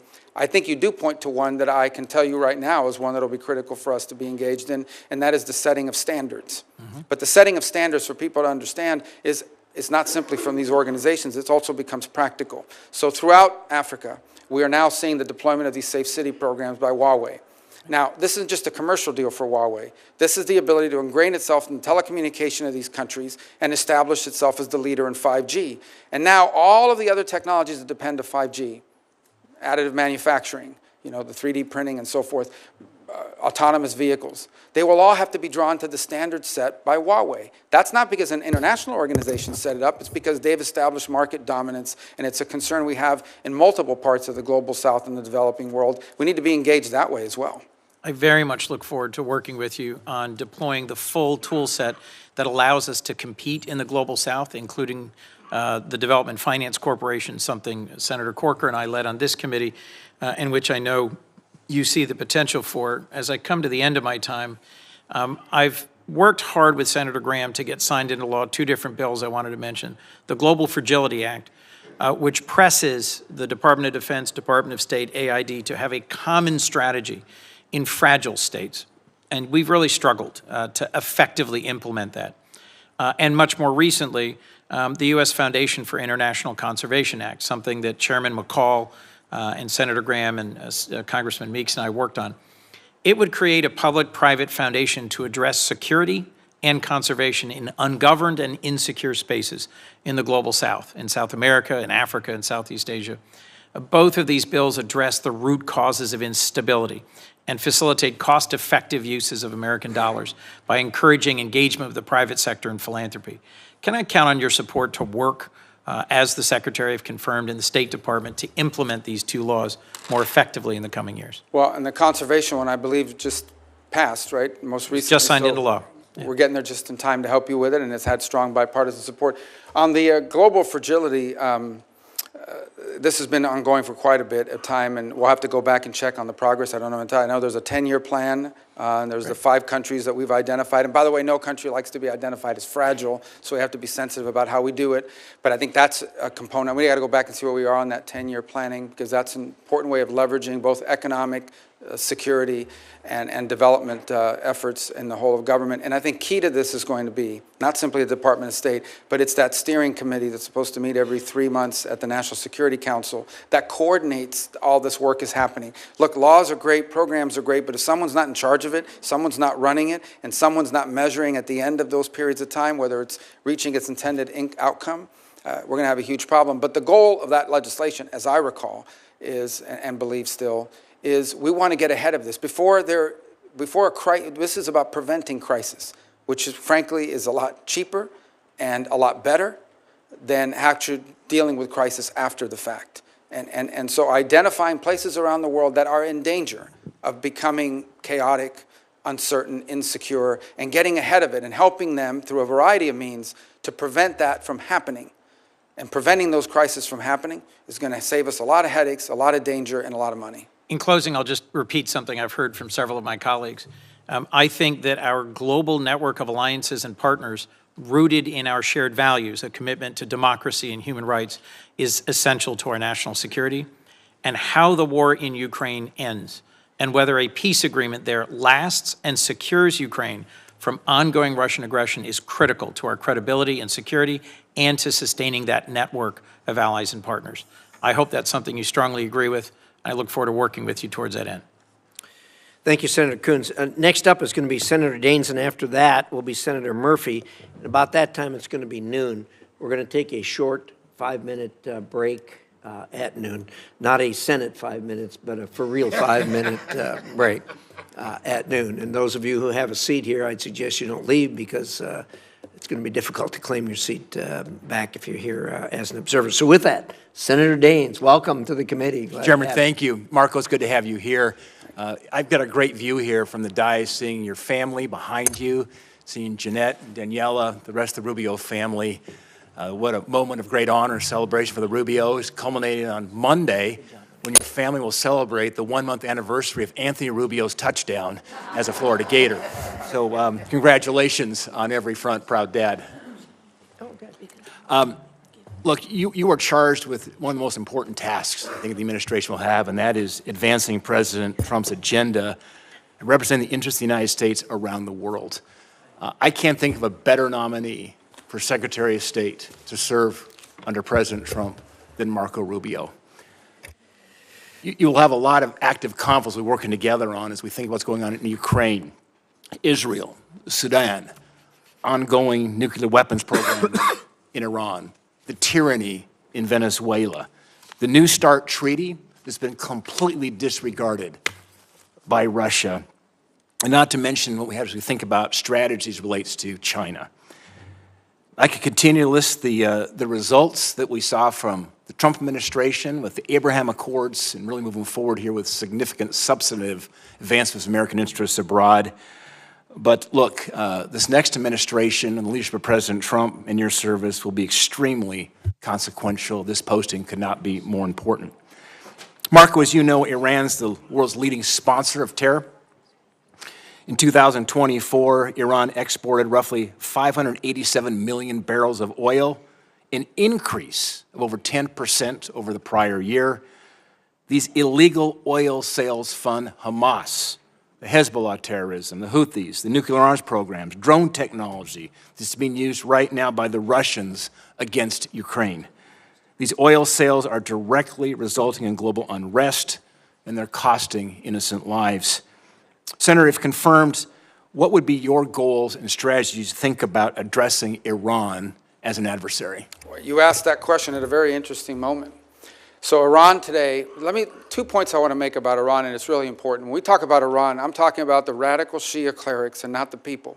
The people of Iran are people of an ancient civilization, an ancient culture with tremendous pride and advances.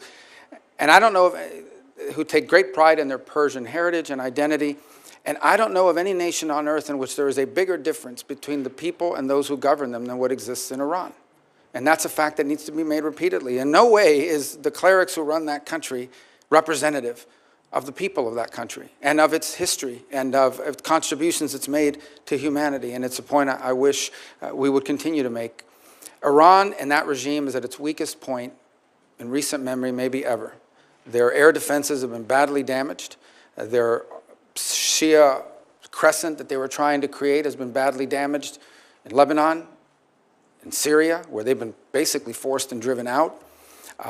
Their economy is in shambles. They now are, on some days, having 6, 8, 12, 9-hour blackouts. They are on the verge of potentially, if not having done so already, having to pull back on the energy subsidies that they provide people in that country that are incredibly popular, and it would be unpopular to reverse.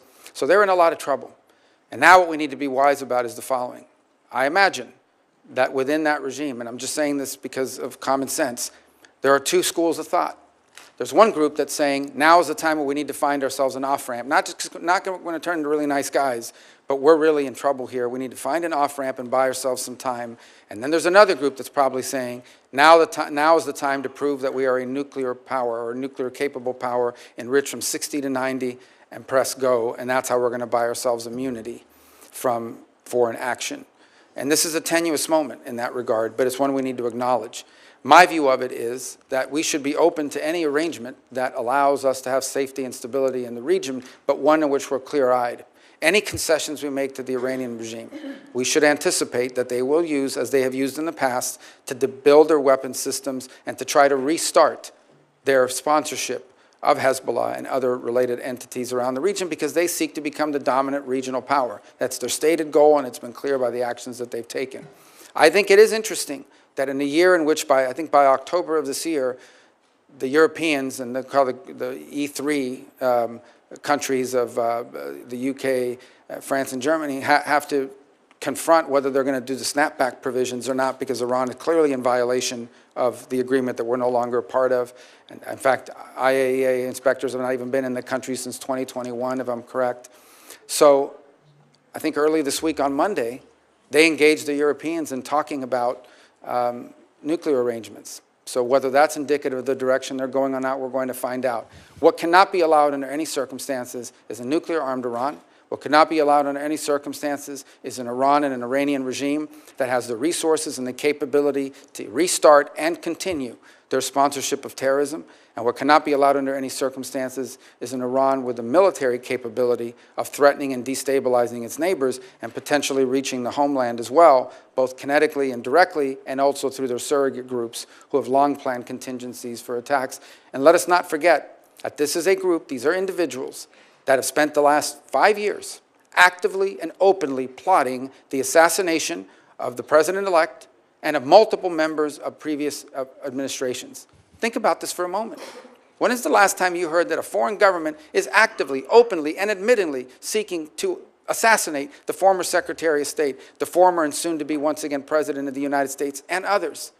And that people have been arrested for plotting that.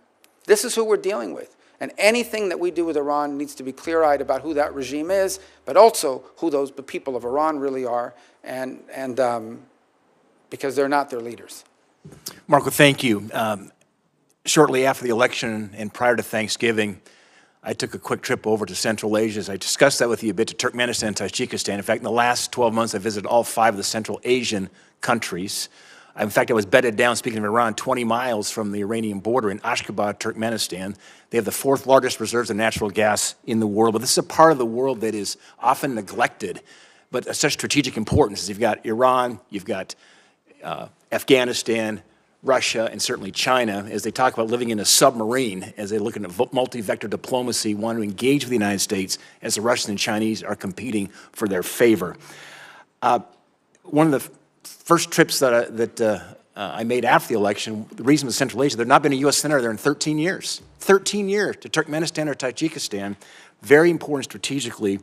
One of the first goals of the caucus that Senator Gary Peters and I created of Central Asia is to repeal the Jackson-Vanik label on the region and extend permanent normal trade relations with Kazakhstan and Uzbekistan. I realize you have a lot of priorities on your plate when you will be confirmed as our secretary, but I would say rescinding it would be a good faith indication of the Jackson-Vanik requirements that Central Asia needs right now to grow. My question is, would you work with me and Senator Peters to have your team work with us to remove this designation? Yeah, and I believe the permanent removal will require legislative action. I don't think Senator Murphy has a bill on that as well. Yours is 3 countries. Look, I think this is a relic of an era that's passed. There are some that argue that we should use it as leverage for human rights concessions or leverage to get them to go stronger in our way as opposed to Russia and the like. But I think in some cases it's an absurd relic of the past. I think it's Kazakhstan, who the Department of Commerce has already said is a market economy. In fact, I think they hosted the WTO ministerial just a couple years ago. So it's just they've met the conditions. Yeah, it's something so we will work with you on this because I think it's important. Thanks, Mark. I think it's a neglected part of the world. I look forward to working with Senator Murphy on this. You know, that C5+1, which is Central Asian countries plus the United States. Hope we can work with President Trump actually to think about maybe hosting some kind of a summit there. Very strategic. After the withdrawal from Afghanistan, we need more friends in Central Asia, and look forward to working with you on that. In the time I have left, when I open up my comments, talked about all these conflicts around the world, sometimes we forget some of the most important relationships are right in our backyard, thinking about Mexico. With the nearshoring going on at the moment, a lot of production coming now into more of our time zone and hemisphere coming from China and so forth. Laredo, Texas is now the largest port in the United States. I think it's one of the underreported facts in our country. You talked about the cartels. They have command and control, certainly on the border at the moment. My question is, you think about Mexico, and you've been so active on Latin America and looking south of the United States. With President Sheinbaum now just coming into office, what are your thoughts around how do we become better engaged with Mexico to help them with their issue as it relates to the cartels, basically, which are running the country, it seems, at times? Well, and I wish we had more than 30 seconds to do it because it's one of those issues that I think don't get enough attention beyond the problems. Look, Mexico's economy in many ways is a very vibrant one and has made tremendous advances and continues to be a very strong regional power. They can become frustrating at times for us because they have enshrined even in their constitution, a sort of non-aligned, non-interventionist foreign policy with regards to some of the abuses. And so it's been disappointing, for example, to see the position they've taken with regards to Venezuela and others. By the same token, our economic interests are so deeply intertwined. I think there are 3 areas of friction. The first is on trade and violations of trade agreements and so forth that have been laid out, and some of the things that I've seen, even as a senator from Florida, in the agricultural sector that are going to continue to be an irritant in our relationship that we hope we can resolve. The second is the security situation at the border. And I think there's great interest and should be on the part of the Mexicans to bring this migratory problem at the border under control. People forget an increasing number of cases. The people crossing the border are not Mexican nationals. They are people that are transiting through Mexico. And in fact, in southern Mexico, you have seen seen a significant uptick in resentment against migration by Mexicans who are bearing the brunt of the costs of becoming a key element of the migratory path. And the third is the violence. And this violence at our border has to be addressed. I think they pose a threat to the United States, most certainly. The flooding us with fentanyl, the criminal activities occurring within the United States, facilitated by these groups who have become vertically integrated. These are not the Colombian cartels. These transnational groups are now vertically integrated. They are the suppliers all the way down to the street level and all the way up to the production level. They are vertically integrated criminal enterprises, but they are also threatening the sovereignty and security of the Mexican state. And as I pointed, there are journalists and there are politicians who have been assassinated for standing up to these cartels. And it tells you the amount of leverage so they have over the government as a result of it. So it is in their interest as well as ours that we work cooperatively to take these groups apart and not allow them to continue their reign of terror, not just in the border region of Mexico, but spilling over into the United States. Great. Thanks, Marco. Thank you very much for the edification of the committee. I've just been advised that there's been a ceasefire announced in Gaza. Before we all celebrate, though, obviously we're all going to want to see how that executes. With that, Senator Murphy, you're up, and then we're going to take that short break. Thank you very much, Mr. Chairman. That is indeed good news. Senator Rubio, I want to talk to you about a topic that I think is going to be real trouble for you and for U.S. national security interests, at least for the first few minutes of my time, and that's the growing personal financial entanglement of President Trump, his family, and Middle East governments. I'll give you an example of what I'm talking about. For nearly 8 years, the Trump organization has been pursuing a real estate deal to build a hotel complex in Jeddah, Saudi Arabia. During President Trump's first term, the Trump organization actually voluntarily committed to refrain from pursuing real estate deals with foreign companies, especially those that are backed by foreign governments. And so the deal didn't go through. And then it remained stalled for the entirety of the Biden administration. And then magically, 30 days after the November election, Saudi Arabia's biggest construction company that's affiliated with the government announced that the deal was going forward alongside an additional $200 million deal for a Trump property in Oman. Now, it used to be that somebody with these big financial business interests would come into government and take actions like setting up a blind trust or divestment in order to make sure there was no connection between their personal financial interests and the business they were conducting in government. But President Trump has just done the opposite, right? Over the last 8 years, while he was in office and since he's been out of office, he and his family have become more deeply dependent on revenue from governments in the Middle East. During his last presidency, Middle East interests sent about $10 million to Trump properties. After he left office, Trump's son-in-law, Jared Kushner, who was his primary Middle East envoy, was handed $2 billion in investment by the Saudis, even though a Saudi investment board said the investment was a bad business decision. That investment actually comes up for renewal in 2026, giving the Saudis massive leverage over the Trump family. And then to make matters worse, right after the election, the Trump organization said that in this term, the president-elect's second term, it would drop its previous prohibition on doing new deals in the Middle East with private foreign companies aligned with foreign governments. So the Trump organization is going to be signing new business deals in the Middle East with private companies that have connections to foreign governments at the very moment that you are going to be conducting sensitive diplomacy in these countries. That's just extraordinary. Never before in the history of this country has a president been, literally receiving cash from foreign governments and from foreign companies that are backed by foreign governments in the middle of their term. If you or I had done this as senators, we would be in violent violation of Senate ethics rules. That's not permitted on the Foreign Relations Committee. And so I guess my question to you is a pretty simple one. Do you see how this fundamentally compromises your diplomatic efforts? Do you have an issue, or will you raise an issue with the president about his growing financial connection with the governments that you're going to be negotiating with? Well, first of all, I am neither authorized nor in any position to give you sort of any insights into any of these arrangements you've pointed out. You know, you mentioned Jared Kushner as an example. He's a private citizen, happens to be a Floridian. I don't know what, if any, engagement he has in the work that's going on now. I can tell you what I know. Obviously, I'm not in the State Department yet, but I can tell you as an example, the president's envoy to that region, who was charged, Steve Witkoff, who was charged with being an envoy towards reaching an accommodation between the Israelis and the Saudis, has been working cooperatively and together with the Biden administration. And in fact, I dare to say that all involved deserve credit for the ceasefire that the chairman's just announced.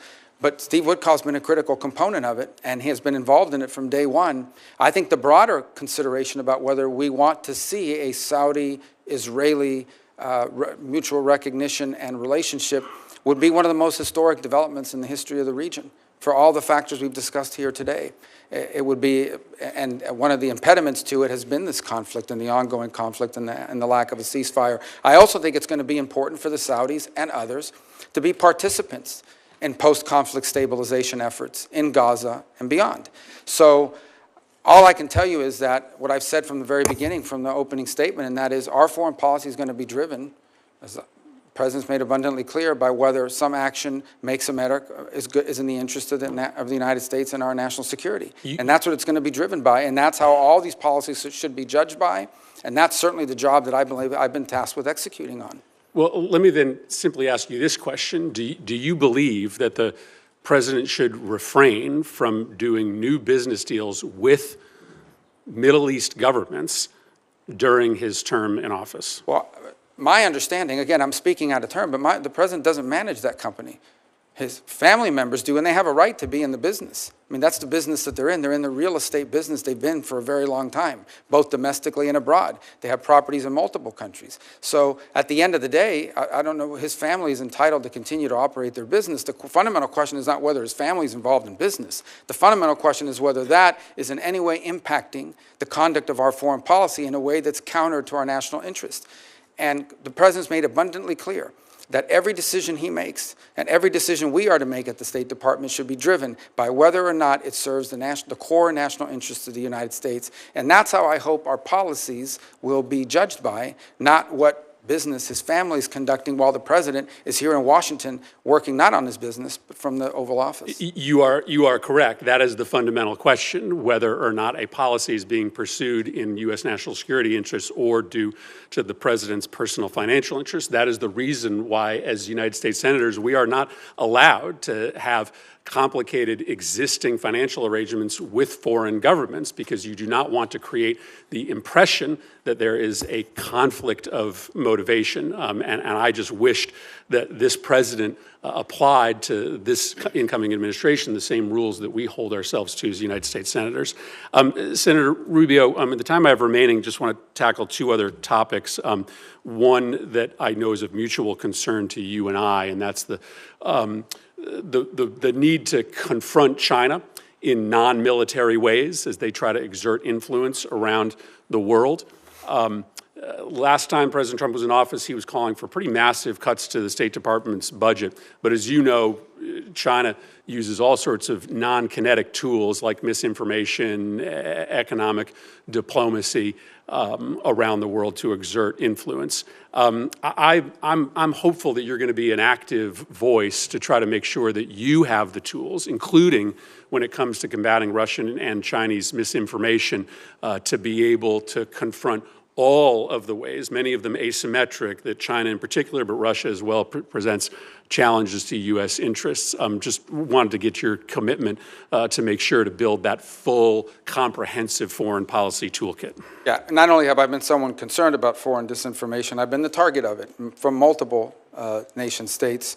And I've learned over time that the best way to confront disinformation is through a flood of free speech that allows the counterpoints of view to be heard and understood. I think where we get ourselves into trouble, and we've learned this now, and I think multiple U.S. companies are now admitting, is when we get ourselves into a position of determining what's true and what's not, and then using the tools of government to go after that, particularly when it implicates domestic entities. But yes, it is one of the tools that they have in their toolbox. By the way, it's not just disinformation. It's flat out influencing nation states' views of the United States writ large by promoting conspiracy theories internally in other countries that undermine us and that undermine our standing, whether it's in Africa, and increasingly you see it in the Western Hemisphere as well. And one of the best ways to combat that is to be present, to be there, to show what we do, and to brag about what we do. One of the things that frustrates me the most is there are literally programs within the USAID where they do not allow us to label it as made in America or a gift of the American people because it might offend someone locally. I think it's important for the world to know that what the United States is doing to help their societies, we do not do a good enough job of promoting what we have done historically and continue to do to help our fellow man around the world. Yeah, China is spending $10 billion per year on that propaganda and misinformation operation. They celebrate when budgets get sent up to the Hill that propose big increases in military spending and giant decreases in the kind of tools that are available to you. So I do look forward to working with you to make sure that we've given you that full suite of tools necessary to confront our adversaries. Thank you, Mr. Chairman. Thank you, Senator Murphy. We'll take this break now. I appreciate everyone getting back here in 5 minutes because we've still got a long ways to go. And so with that, we'll be at ease for 5 minutes.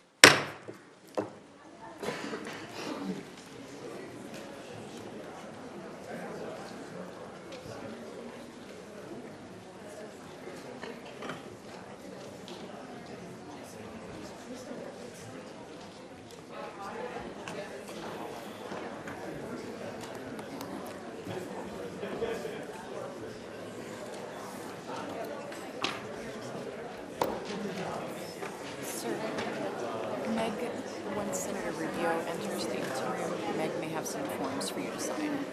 Oh, yeah, okay. Yeah, I heard. Going this way, guys. We're going to the anteroom.